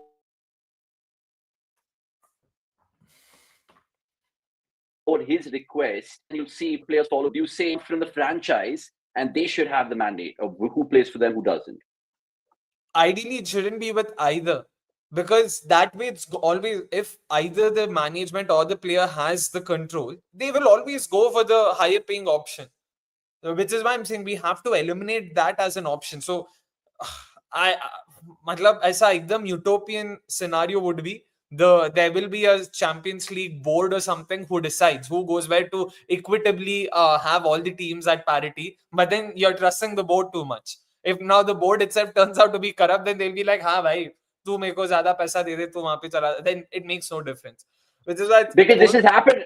Apparently, it's happened in the past. Ayush Kumar, with his comments saying, didn't Pollard play for Emma and Doug Bollinger play for CSK when all of CSK? So then, how do players choose back then? Money, that's what I'm saying, right? Because Emma is going to pay them more money. They chose the higher paying option, and you can't blame them for that. Which is why you need to remove that as an option. Either take because the idea here is not only about bringing the best teams across the world, it's also having a good competition. There needs to be competitive games being played. If it's going to be a full strength Mumbai Indians taking on a depleted Guyana Amazon Warriors, it's not going to make for good viewing. It'll be a one-sided game for sure. That's why you need to ensure how do you go about it. And firstly, bhai, if I'm not wrong, the last season of the Champions League had 4 IPL teams, not just 3. It had everyone qualifying. So 2 of them made it through to the qualifiers of the Champions League, 2 directly made it through to the group stage of the Champions League. Aisa kuch tha, which meant potentially you could see 4 sides, and that would lead to more problems or more such overlaps happening, because it's mainly the IPL that will see such an overlap. Eliminate that. You have 9, from what I understand, that 12 playing nations, Ireland, Zimbabwe, Afghanistan are the only ones who don't have a proper T20 league. So removing those 3 aside, each of the other 9 nations have a tournament going on. It has to be a 2-team cap from each of these tournaments. It has to be. No, not necessarily. I would actually bat for 4 IPL teams, What is the basis? England, Australia. Why 4 IPL? Because the IPL is the best league. तो IPL league खेलो भाई, Champions League एक और IPL. No, but it has to be like you said. Look, you make a good point in terms of bringing the 9 established boards, and that's what they do for the UEFA Champions League as well, where you have coefficient rankings. So you'll have 4 teams qualify from England, Spain, Germany, and Italy because they're the best leagues in Europe, and then say your Slovakian team or whoever fill in numbers where you get 1 slot each. So I'm still giving the winners of the BPL, so your Rangpur Riders, still have an opportunity to win the Champions League. Why not? See, that's what I'm saying, right? When you let that happen, that again, it defeats the purpose. It defeats the whole purpose. If you're going to have 4 IPL teams, almost always those 4 IPL teams will attract the best. So you're saying it should just be 2 teams from each T20 tournament, the finalists. So either they can have a cap in the sense 8-team tournament will be 2. If it's a 6-team tournament, it can be 1. For instance, there's just 6 teams in LPL, in BPL, in SA20. Wahan pe it can just be the 1 team instead of 2, because 2 out of 6 is different from 2 out of 10. IPL is a 10-team tournament. So maybe you can have a cap that way. 8 teams or more, it will be 2 teams from that tournament. Lesser than 8 teams, have just 1 team. So that, from what I understand, CPL, SA20, LPL, BPL, and PSL. That's 5 16 tournaments. Have just 5 teams coming in from there. And you've got the other 3 tournaments that will have 2 more teams coming. So make it 11, 12 team tournament. Have it in a round robin format or whatever, where everyone plays everyone. That way you'll see every side playing everyone else. Wo bhi ek hai. Don't simply have some as 2 matches and then semi-final, final. Make it a proper tournament and play it this way. Don't 4 IPL teams karoge to bhai defeating the purpose. I'm sorry. I'm saying you make it a 16 team tournament, okay? And you have it pretty much like a Euro-style football tournament where you have a round robin in each group and then quarterfinal, semi-final, final, so on and so forth. It has to be more IPL teams. I'll tell you why. Because I just feel the top for the IPL becomes even better. Imagine when, before RCB won the IPL this year, me and Akshay would be happy if RCB made the top 4. But now there's more incentive vision, because it essentially means that even if you miss out on the IPL and you get knocked out in the eliminator, you're still qualifying for the Champions League, which just gives so much more for the owners to play for. So 4 IPL teams, 2 from SET20, 2 from BBL, 2 from the 100, and then the rest can pick and choose themselves. I'll come to next. Right, like 100 also, 100. Like you're saying 2 from SA20. SA20 is just a 16 tournament. 2 out of 6 is a lot. Matlab 6 mein se 2 nikalna is not very difficult. Yeah, but that's why I'm saying it shouldn't be that when 4 IPL teams start. From there to another subsidiary IPL is not too far a gap. Might as well just do an IPL. See, also the one thing that's important too. We can't just be 2 IPL teams. Yes, come on. See, the rationale why CLT20 also worked was, it was the first time we saw a different kind of franchise league. Now we have too many of them. So that novelty factor is gone. And the quality of it is also very important. Now you have the same set of players being around in the T20 circuit and they're playing for every other team. So the novelty factor will not be there if you say, I want 4 IPL teams. The point is, this is what was fantasy cricket, fantasy level in our minds. Okay, we can take people from other places and play them. Now it happens any which ways. So the lesser the teams, the greater the competition, because lesser the margin of error, which means you'll get a bit more entertainment as well. And you're actually serving the purpose of giving them something that they will not see otherwise. Varna to yaar, you will see some of these teams splashing, some of these players playing against each other, some other players. That didn't used to happen when CLT20 started. So that also has to be kept in mind. And then you go back, and if you want a 4-team IPL team, then there has to be a qualifier. If you want to go down that route, go down that route. Put them in a qualifier and then whoever wins. But even that, see, it is good to think about it, but in the long run, it will not work out because we have to understand eventually the number of players who are playing, it is still a small subset. Yeah. सिर्फ कुछ ही players आपको मिलेंगे जो will be very unique to each franchise teams, and in the long run, it may not help out the purpose. Also, having a qualifier, that's the thing. That makes sense. That also means you need a bigger window for the league. That I don't think will be practical for them, which is why they will have to just. I'm guessing they're looking at a 2 to 3 week window at best. 3 हफ्ते में अगर आपको एक tournament निकालना, I don't even think they can do a round robin across all the teams. You will have to have 2 groups, round robin them, and then go on, move on. So that's, yeah, and 4 IPL teams. Matlab, I'm sorry, Greg, I get where you're coming from. Sure, it might be that I wanted to be very equitable, but even from a viewer's perspective, it cannot be 4 IPL teams. Once again, like, at what point in time do we realize that we are the bullies? We are the danger that's knocking on the door, like Walter White said on Breaking Bad. मतलब अपने को समझना पड़ेगा. This has to be a global league. This can't be an Indian league. It is a global league. We're just having more IPL teams. I'll tell you why I say that. That has to be named a mini IPL. That cannot be named the CLT20. Call it IPL, call it mini IPL and do this, I'm fine. Don't call it a Champions League. I mean, don't call it Champions League and say 4 IPL खेले, 4 team खेलेंगे अपने से. See, 4 out of 12 is just bizarre. I'm saying 4 out of 16 is still okay because IPL still brings in so many eyeballs. Just go on to say only IPL winners teams can play. So IPL Champions League. RCB जीत गए, now they can qualify. Exactly. Okay, the chat has turned on me, in particular Chandan Rame saying I'm the greedy politician here. Ash Kumar saying Vaise to Champions League T20 was called the mini IPL for a reason. 4 IPL teams when it happened last in 2014. And then Ashutosh backing up Akshay saying, sorry, no 4 IPL teams, only winner and runner-ups. I would even say only winners from franchise teams is what Nix is saying. The fact that it's smaller the competition, like a Champions Trophy, 8 deadly franchise teams, and then just have a winner takes all in 2 weeks sort of thing. Good to see a lot of people comment. Yeah. Of looking at the player recruitment overlap, sorry. Like, is there a possibility that the local players pick themselves? That is taken care of. So, wherever you're, like, if for instance, Nicholas Puran, you have to play for your CPL franchise if they make it through. First priority is that, like, your home, you basically tag every player to their home league. And if their home team makes it, then they have to stick to it. And now with the overseas players, it's still going to be difficult. I think it would be. How will you tell in LSG if they qualify for the Champions League that Puran is going to play for Guyana? I'm so worried. It's too bad. Like, to hell with y'all. I mean, it's going to be a lot of tug wars, but like you guys said at the top of this conversation, it comes down to that question being answered. Who does it? Is it an external board? Is it the franchise or the players themselves? Yeah, Akshay. But I would love to see a full-strength TKR, man. Full-strength TKR is an all-star squad in and of itself. Them taking on an IPL team, come on, Champions League. Meko do bhai, meko ye chahiye. And please, I really hope 4 IPL team mat rakho. Matlab, I love IPL. Sabko pata hai, I am IPL over international cricket. But it still can't be 4 IPL teams. You have to be smarter. You have to be. I hope better sense prevails and they don't do that. In all fairness, they can't be too greedy about money, and there needs to be a line drawn somewhere. Not everything can just be about how much money is it making. At some point in time, the focus should also be about growing the sport, expanding the sport, and you have a massive opportunity of expanding the sport with a tournament like this.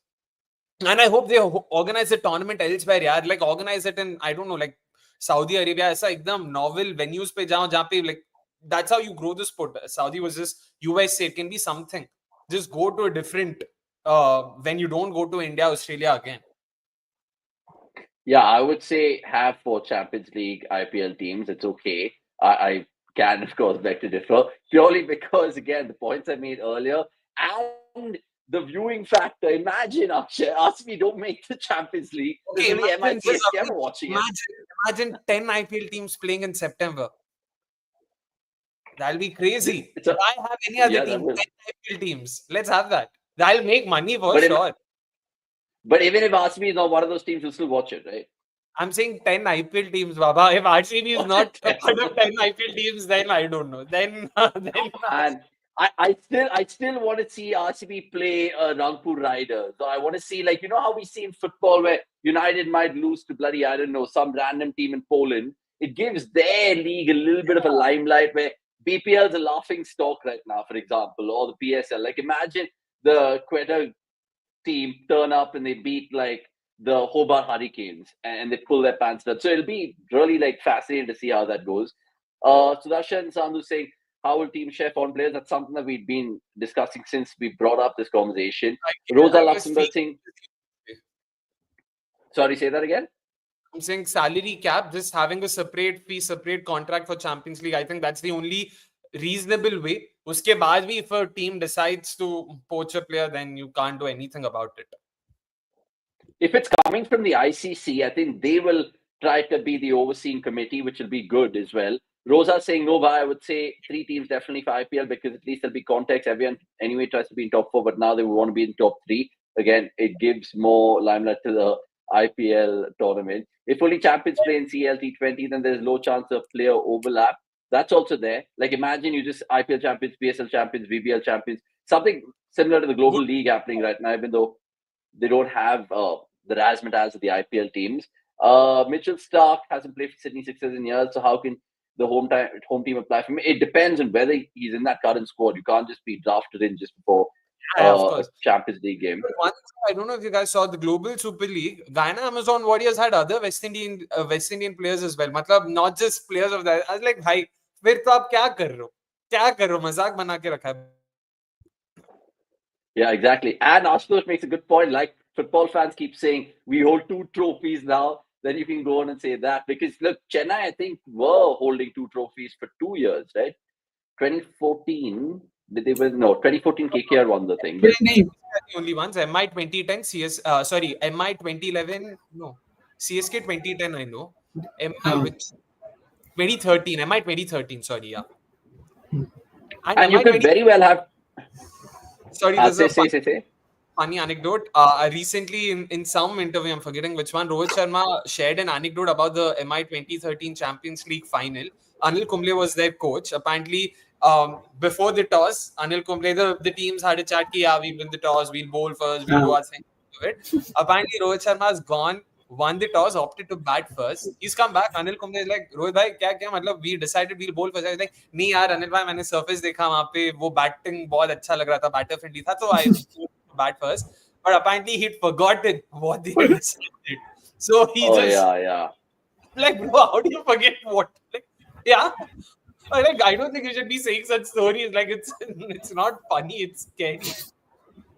I think he's done this a couple of times at the toss. I think with Tom Latham, I think once India, New Zealand, ODI and Wankhede, where he was just taking 6-7 seconds to say, Rohit, you won the toss, what you decided to do? Like he's looking around, puzzling, he's asking Latham, and then he finally makes a decision. But good to see a lot of people randomly contribute to this chat. Ayush saying full strength TKR is almost KKR, to be honest. Santosh saying, what does Santosh Urpa say? He made a point earlier. There can't be 2 teams from the same owner. I'm sure MI franchise would have had social media logistic teams. I mean, they'll have to just make sure it happens. It would be like the F1 drivers thing where they actively say one driver ki let the other driver go ahead. So MI Cape Town will be told give all your players to MI, whatever, the actual MI team and move on. Yeah, 100%. 100% I agree with you on that. I'm all for major and more league tournaments. It would be sick traveling cricket as well. Look, good spending time on that. But pros and cons, you guys can decide in the chat and let me know. This could also be clipped out on MNL for future purposes. if you guys want to see. So Shauna, keep a tab of that. Right, really quickly, let's go into Akshay's quiz. But before we do, just to round up what's been happening in the world of cricket, West Indies Australia was on yesterday. The Test series finished, but I'm talking about the T20. And ex-RCB Pro getting back into form, at least with regards to his Cameron Green and Australia winning that. Nick's very short summation of that game. What did you make of it? Did you see it live or was it just scorecards and highlights? Anyway, 5:30 in the morning, I'm not going to get up to watch a T20. I love cricket too much, but then I'll end up being under the weather. So well played to Green. I think Mitch Owen made his debut and had a good game. It's very ironic that the color of the show is also red and yellow. Maybe we are too focused on our teams that way, but I think a good game. I think West Indies Australia is a very good rivalry in T20 cricket. I don't know many people can relate to it or not, but mine goes back to that World Cup. So let's see. We'll have to only catch up highlights for this entire series because no way I'm going to watch it live. But well played to Green and Mitch Owen. That is all that I saw of it in terms of highlights. Baki, let's see again. Yeah, I mean, this T20 series, I mean, one stat being thrown in by freaking awesome as usual, saying West Indies haven't lost a T20 series against Australia at home so far. In 2012, they drew the series 1-1. In 2021, West Indies won the series 4-1. Even the one-off T20 game in 2008, West Indies won. So that's a brilliant piece of information. If you guys are watching that, and I think it's available in fan code, no plug-in, but just telling you where you guys can get your cricket. And if you guys are West Indies cricket fans, Andy Russell, I think this is probably his official last series for West Indies. I might be wrong. He's not playing the T20 World Cup next year, which is ridiculous. I think it would have been a perfect tournament for him to bow out, given his relations with India, the IPL and KKR, and so on and so forth. Pooran's absence is huge. I agree with you, Sudarshan, because, look, West Indies have good all-rounders, but they're trying to build up to that World Cup next year. And if they can do what they did in 2016, it'll be incredible 10 years on to defend their title. Roston Chase had a great knock. Hetmyer getting into good form post-IPL for RR. And the last T20 match, he's playing only the first two. And the next game is Russell's last game. And Nick's just mentioned Mitch Owen over there, getting a 50 on debut. In fact, you look at the high score for Australians in their T20 international debut, still Ricky Ponting and that knock against South Africa in 2005, which was like 95 odd, and then David Warner. Yeah, Akshay. No, I said 98. Oh, marathon. 98. My bad. 98. Right. So from from West Indies, Australia, let's move to Bangladesh, Pakistan, because apparently they're playing a T20 series. Is there anything to think about? Because both these teams are playing next year's World Cup, Knicks, and Bangladesh winning, and Mike Hesson wasn't a happy man. And I'll come to Akshay here first. First of all, why is Mike Hesson taking that job? I mean, I know the PSL and all of that stuff, but do you think he can go there and be a miracle worker? Yeah, I mean, clearly he wanted the challenge. He's taken up a challenge, and Pakistan cricket is as good a challenge as it gets, I guess. So, I mean, fair play to him, but it's not going to be easy. And probably that first game was an indication of that. Sure, the surfaces weren't as good as expected, but we saw what, the Bangla skipper also had to say. He was like, bhai, the surface seemed fine. We chased it down in 16 overs. We could have potentially made 150, 160 on the same surface. So Pakistani batters have to just play better. But no, the surface was just bad. It was ranked bad. I saw the highlights as well. Like it's not those slow surfaces that we're talking about. It's the bounce. It's just so inconsistent. You don't know. It could almost be deemed dangerous. So it was pretty bizarre that way. Yeah, it was ridiculous. I mean, man of the match, of course, went to Imon, and he played pretty well. But both captains spoke about in their post-match presentations. Salman Ali Agha was not happy. Hesson was just furious as well. Next, did you observe anything else in that game? Because Bangladesh, I mean, they're looking all right. I mean, what we saw against Sri Lanka was not too bad, and now going 1-0 up against Pakistan is a wind in the right direction. Let me put it that way. 100%. They've beaten Sri Lanka in T20s at home. That I mean, I know it may not sound too big to many, but to do that, and they've done it on the back of some very good performances from their top order, and that is something we've spoken at length.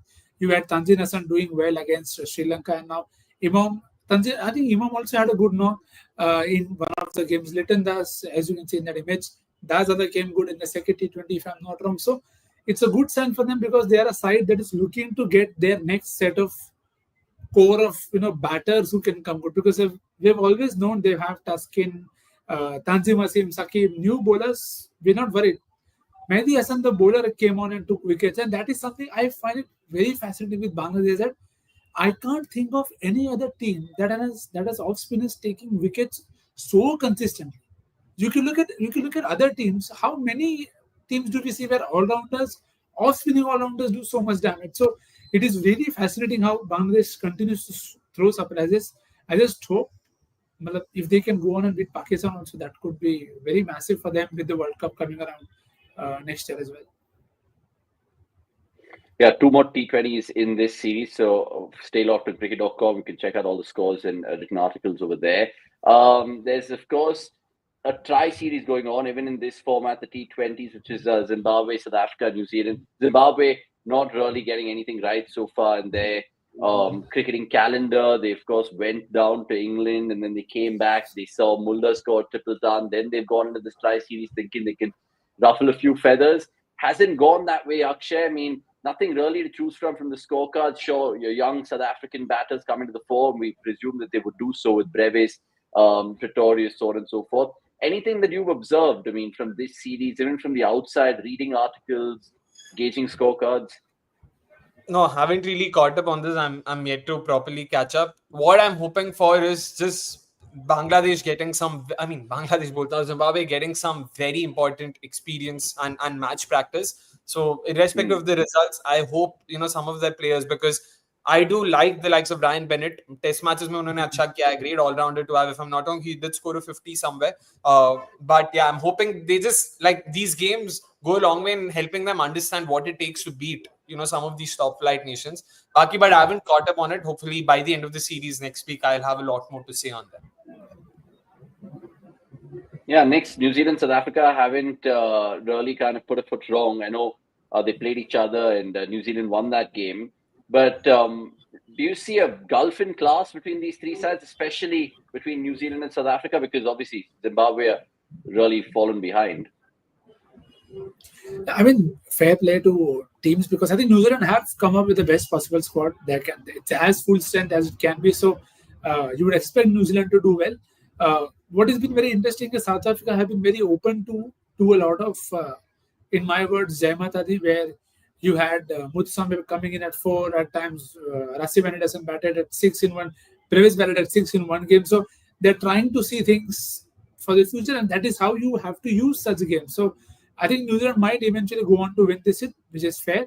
But I think somebody like Ruben Herman, he's got a good few knocks in this series already. So that is a good thing for South Africa if they can get somebody to replace Riza Andis. For all the love that I have for the guy, maybe time to get better options that way. So you will only get them if you give these guys chances. So let's see how they go about. Because unke pacers is something that I'm still looking forward to. South Africa's pacers, I am not quite convinced at times by watching Lungi and Giri or Corbin Bosch or Gerard Coates as well. At times they go for a lot of runs. So these games are good enough experience where there is nobody else. They are the leaders. So let's see how they go. Mafak also had an expensive game against New Zealand. So good time for them to learn.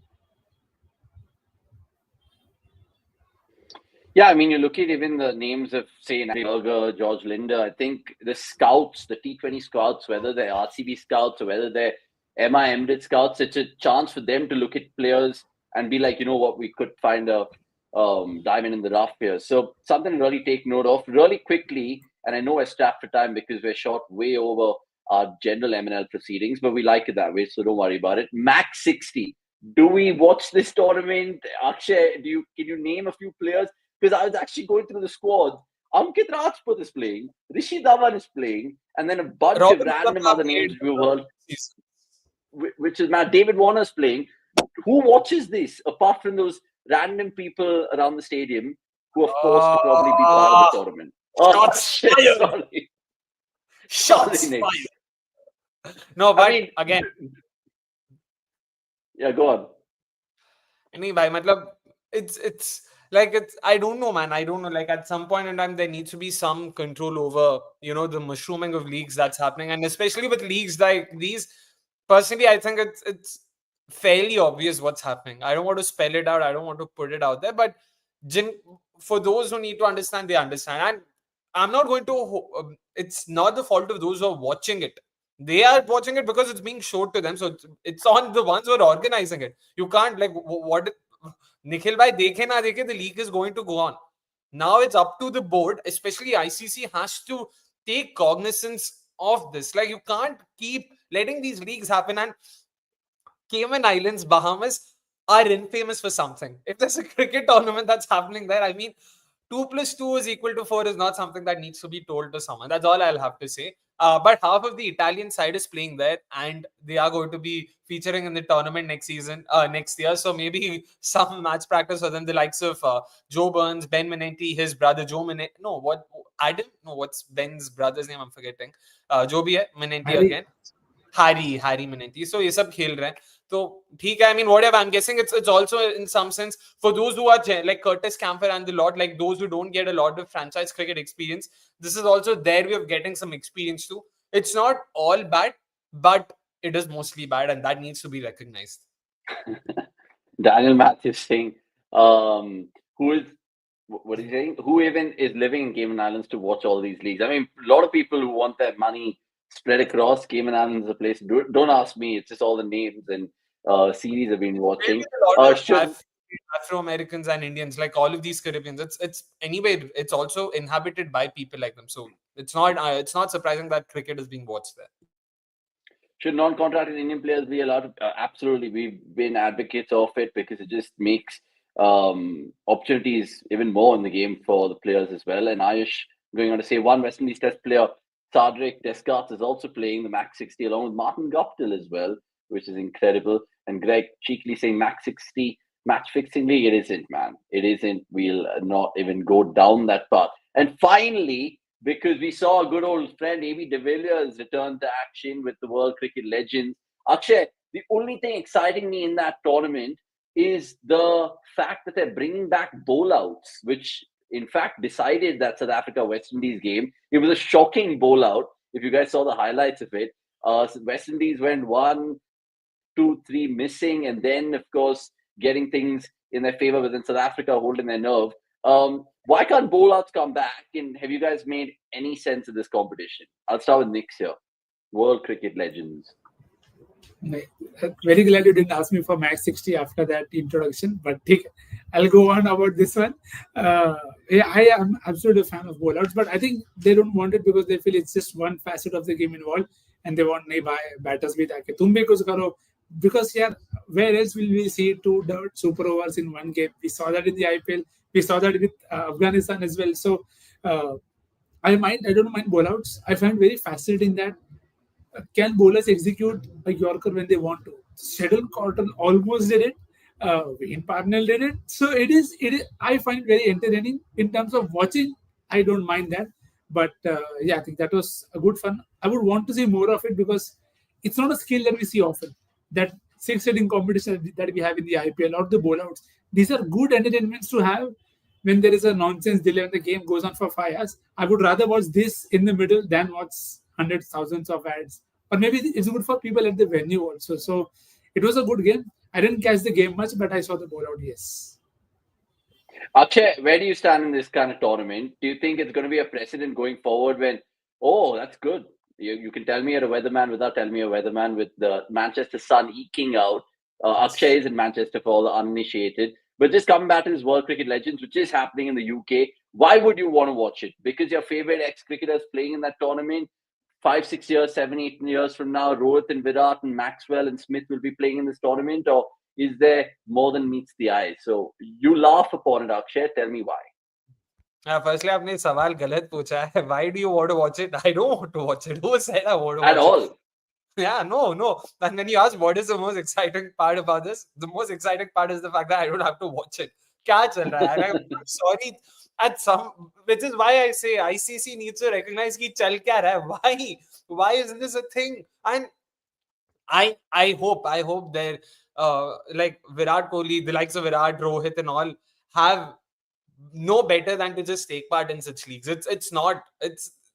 What is this? Why do you have to play cricket? How much money is too much money? Where do you stop? Kitna? And even for these organizers, I've seen the ads here, by the way. All the games are happening at the Edgbaston. It's happening in Birmingham. I was there last week. I saw the ads and I was like, who's watching this? No one even knows. No one. And I was staying down the road from the Edgbaston.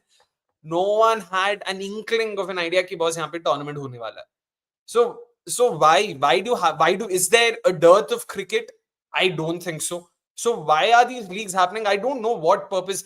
If you really want to tickle that nostalgia bone that everyone talks about, if you guys remember 2015, there was this one-off game that happened, Tendulkar 11 versus Vaughan 11. Have some exhibition game like that once a year. That makes sense. You organizing 3-4 tournaments in a year, India Legends, West Indies, bhai, matlab, and किनको देखना है? Like, no offense to any of these players, but who wants to watch an overweight ex-cricketer bowling? And I feel for them. You can see them huffing and puffing and trying to barely make it. And you see some current active cricketers also there. And you're like, bro, please. At least I'm not putting my hand up that I'm watching anything from now on. No, I mean, look, to be fair, I only tuned in to see AB and then he got out. Tuned in to Gale, got out. And then I saw some of the highlights of the other games. And I was just like, dude, I saw Sir Alistair Cook bat after ages. And he looked so out of it.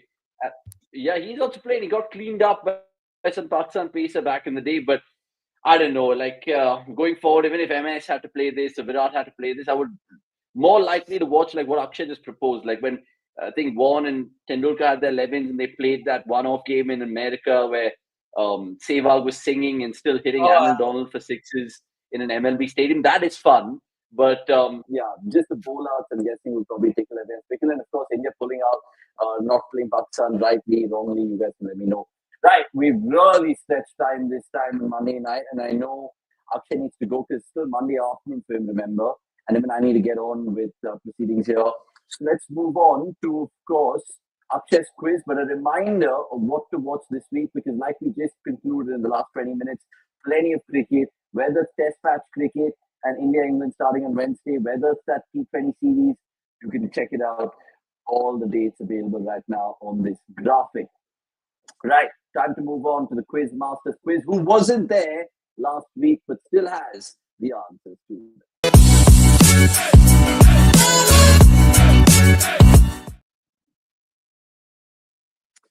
Right, how's that time? And Akshay, again, over to you. Last week you won there.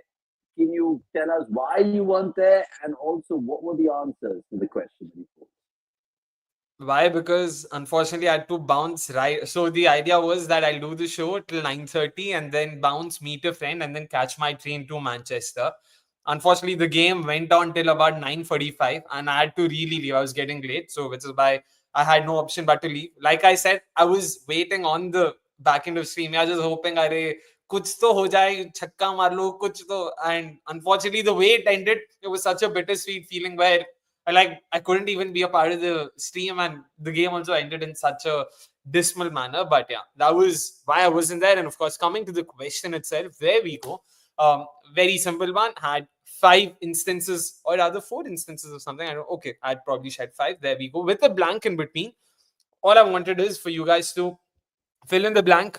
I'm pretty sure most of you would have made the connect because Washi became the first Indian bowler rather, to have picked up 4 or more dismissals by bowled, and that too twice. Sorry, not just once, twice. Everyone else has done it just once. He became the first bowler to do it twice. All I wanted is who was the second ever bowler to get 4 or more bowled dismissals. And the reason I had this question was the answer was so random and so unexpected. Nikhil bhai, Avnish, one shot. Do you guys want to venture a guess?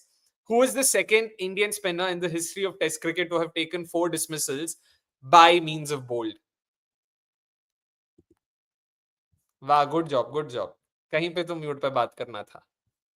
Sorry, because you told us it's just like random, I would go for Tendulkar.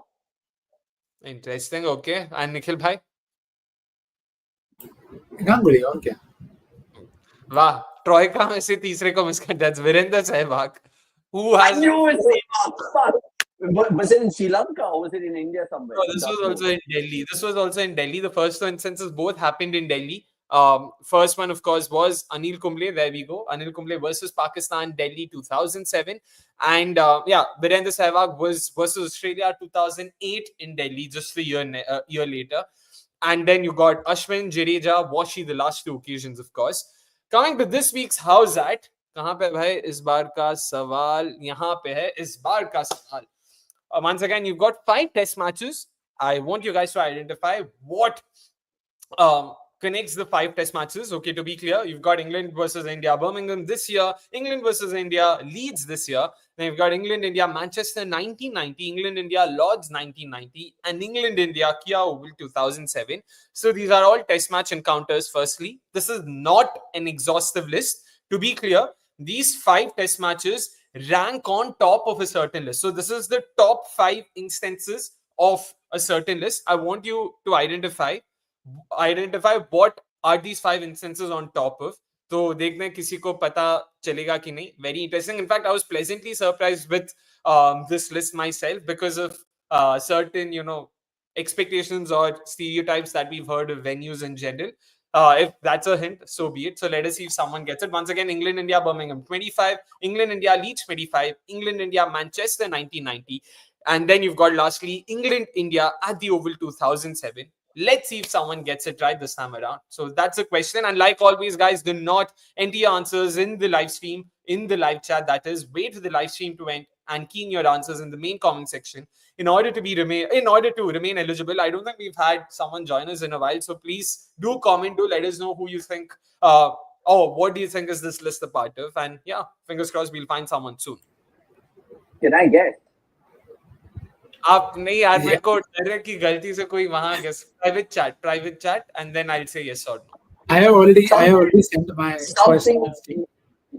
Okay, wait one second. What is next in the private chat? Okay, fair. I was actually going somewhere in terms of the most runs aggregate wise in a test match. Because to my mind, 1990 Manchester and Lords, I think we saw lots of runs there. Atherton, Gooch, all of that stuff, Tendulkar's hundreds and stuff. And then the first 2 tests of this series, we saw absolute mountains as well. So I don't know if you're going that direction, but this is just me helping the chat. Sorry if I've really kind of ruined the fairy there, but good shout, good question as well. Let's move on to the final segment of Monday Night Live from Howzzaat. Do key in your answers after the show ends. And now let's move on to your questions, which have been some good ones earlier today.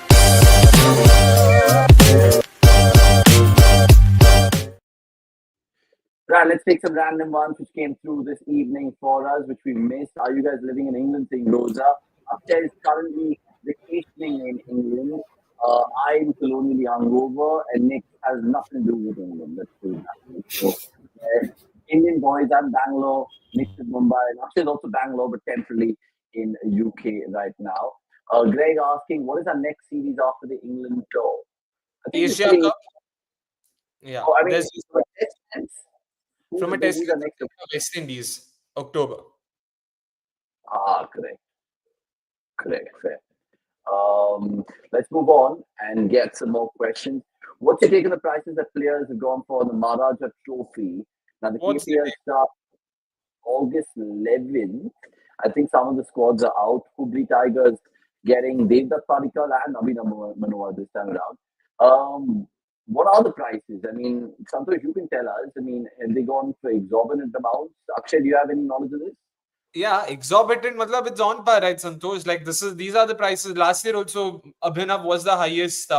Most expensive player. If I'm not wrong, he got paid 15 odd lakhs. This time around, it's at 12, 13, which is usually the case. I mean, in case if you're trying to compare it with IPL, that's never been the case. So, I mean, very typical of it. So, not too surprised. Okay. Daniel Matthew had this one for us when we were talking about the mini Champions League or the Champions League T20 coming back. If Mumbai Indians don't qualify by not making the top 2 of the IPL, then would players like Sky Bumrah have to see if they qualify to play via MI New York or MI Cape Town? I think that would be unfair because essentially you can't just bring in Indian players for that tournament and say to hell with you when you're playing the normal. And you can't sign players any which ways. Yeah, matlab ye kya mazak chal raha hai ki koi kisi ko bhi utha raha hai. Next, where do you stand on that? And there is not even a question. Shouldn't even be discussed in the first place.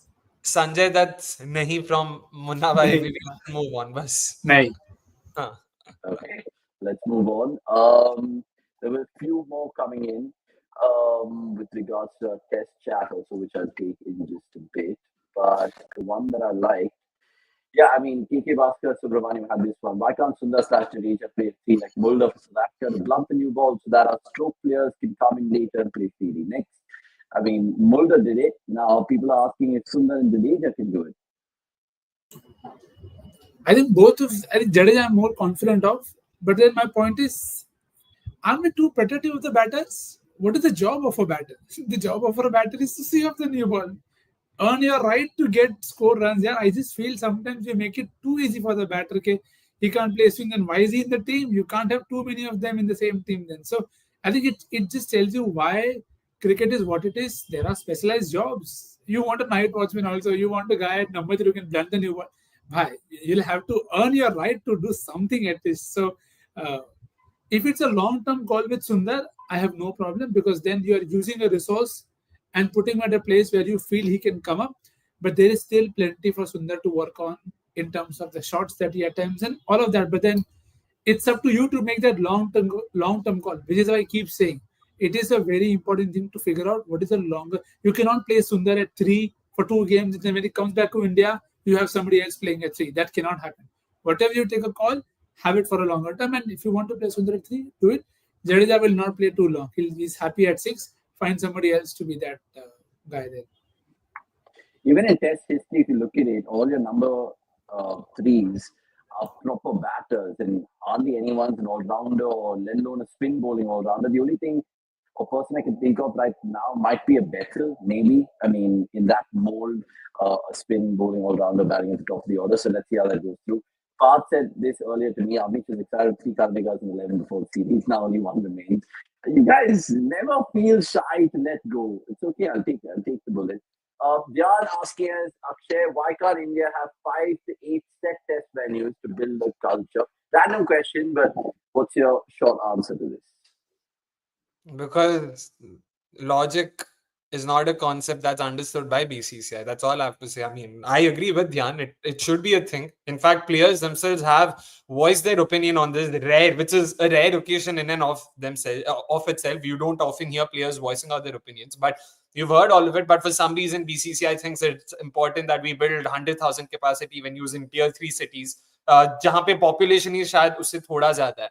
So I don't know. Why can't there's no reason. Of course, India can.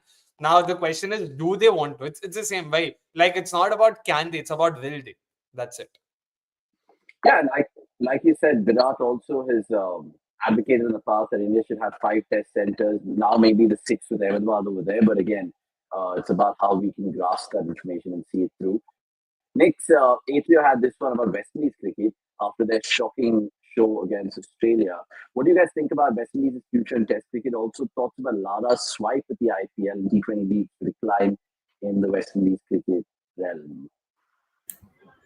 Firstly, I don't think it was a swipe at IPL in that sense. And you'll have to see the entire interview to get that context. And see, it is something we'll have to start to accept that, which is why it needs concentrated efforts from every board to ensure that their players are well taken care of. And we have to stop going after players also because they are going there to make a livelihood. They are not playing this for you and me to be entertained in person. Akshay used the word, we are a small chunk. We are not even a chunk. I can't even find the right word for the percentage of people. That is the lesser and the itna chota percentage apna ke our thoughts are very idealistic in terms of how we want cricket to be and fair future of test. And they've already made it clear, right? They want the legends to come back because it will need a conscious effort from everybody in the system to buy into something. And that is something Akshay spoke about for India as well, for a test cricket culture. It tells you West Indies is needed for players, we need for the sport as a whole, that we need to create a test match culture. And this is the same for India. So you have to understand this problem is not a simple black and white solution.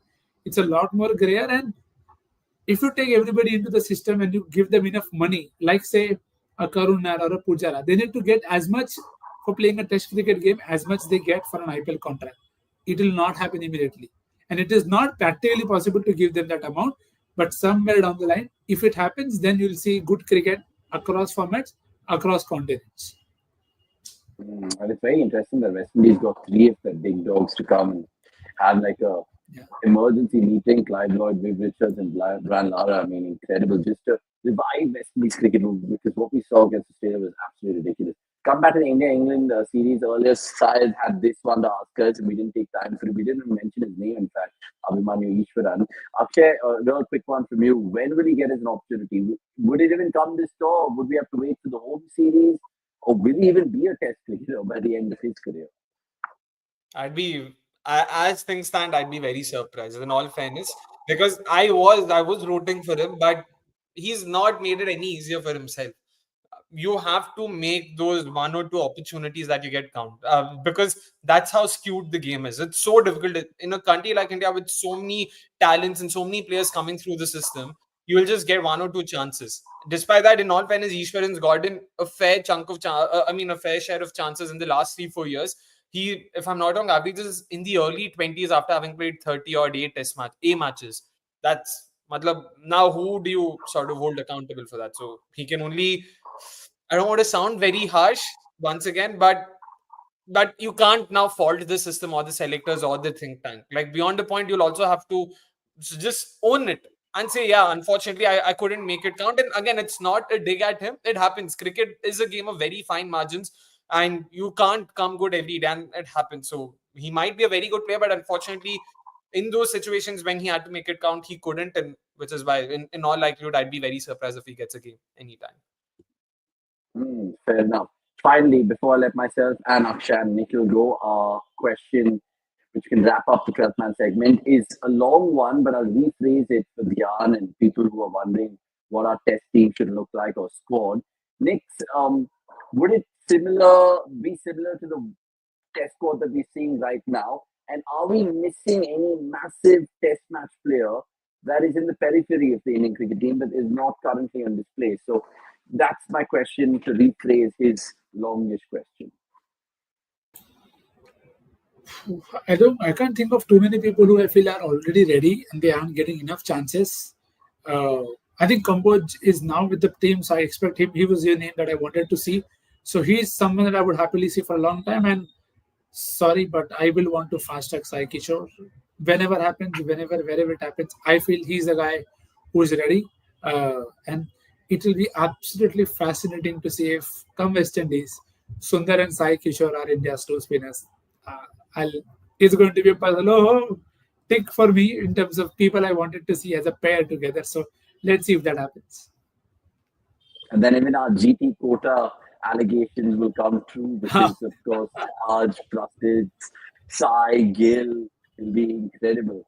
But look, lots more questions which we keep going on and on and on. But like, we really appreciate the comments. Dan, Matthew, props to you. Chandan Ramaya, Ashutosh Kasarkar, please, more M&Ls to come through and keep your comments fired through, like how Jadeja fires it through when the batters are going hard. Right. Thanks for your time, Akshay and Nikhil. Akshay, enjoy the sunshine in Manchester. It's a precious commodity over there. But hopefully you have another belter of the week in your UK sojourn. Nick, we will, of course, catch each other soon. But there is better to come from a Nick's Somation Vikas point of view on Wednesday morning or Tuesday. Go check out the Women's Cricket Podcast, which these guys have shot on the weekend. Go check out the stuff that I did with David Gower. That's a good precursor to what's the Manchester Test. Everything he's spoken about, Bumrah, Pant, Gill, we want to hear from David Gower because he's not available anywhere. He's not doing columns on Sky or BT, and hence we got him as an exclusive with cricket.com. Okay, have a good one. Nick, have a good one. We'll leave it there, guys. Episode 89, done and dusted. We'll see you soon. Like this video before we fuck off. Cheers.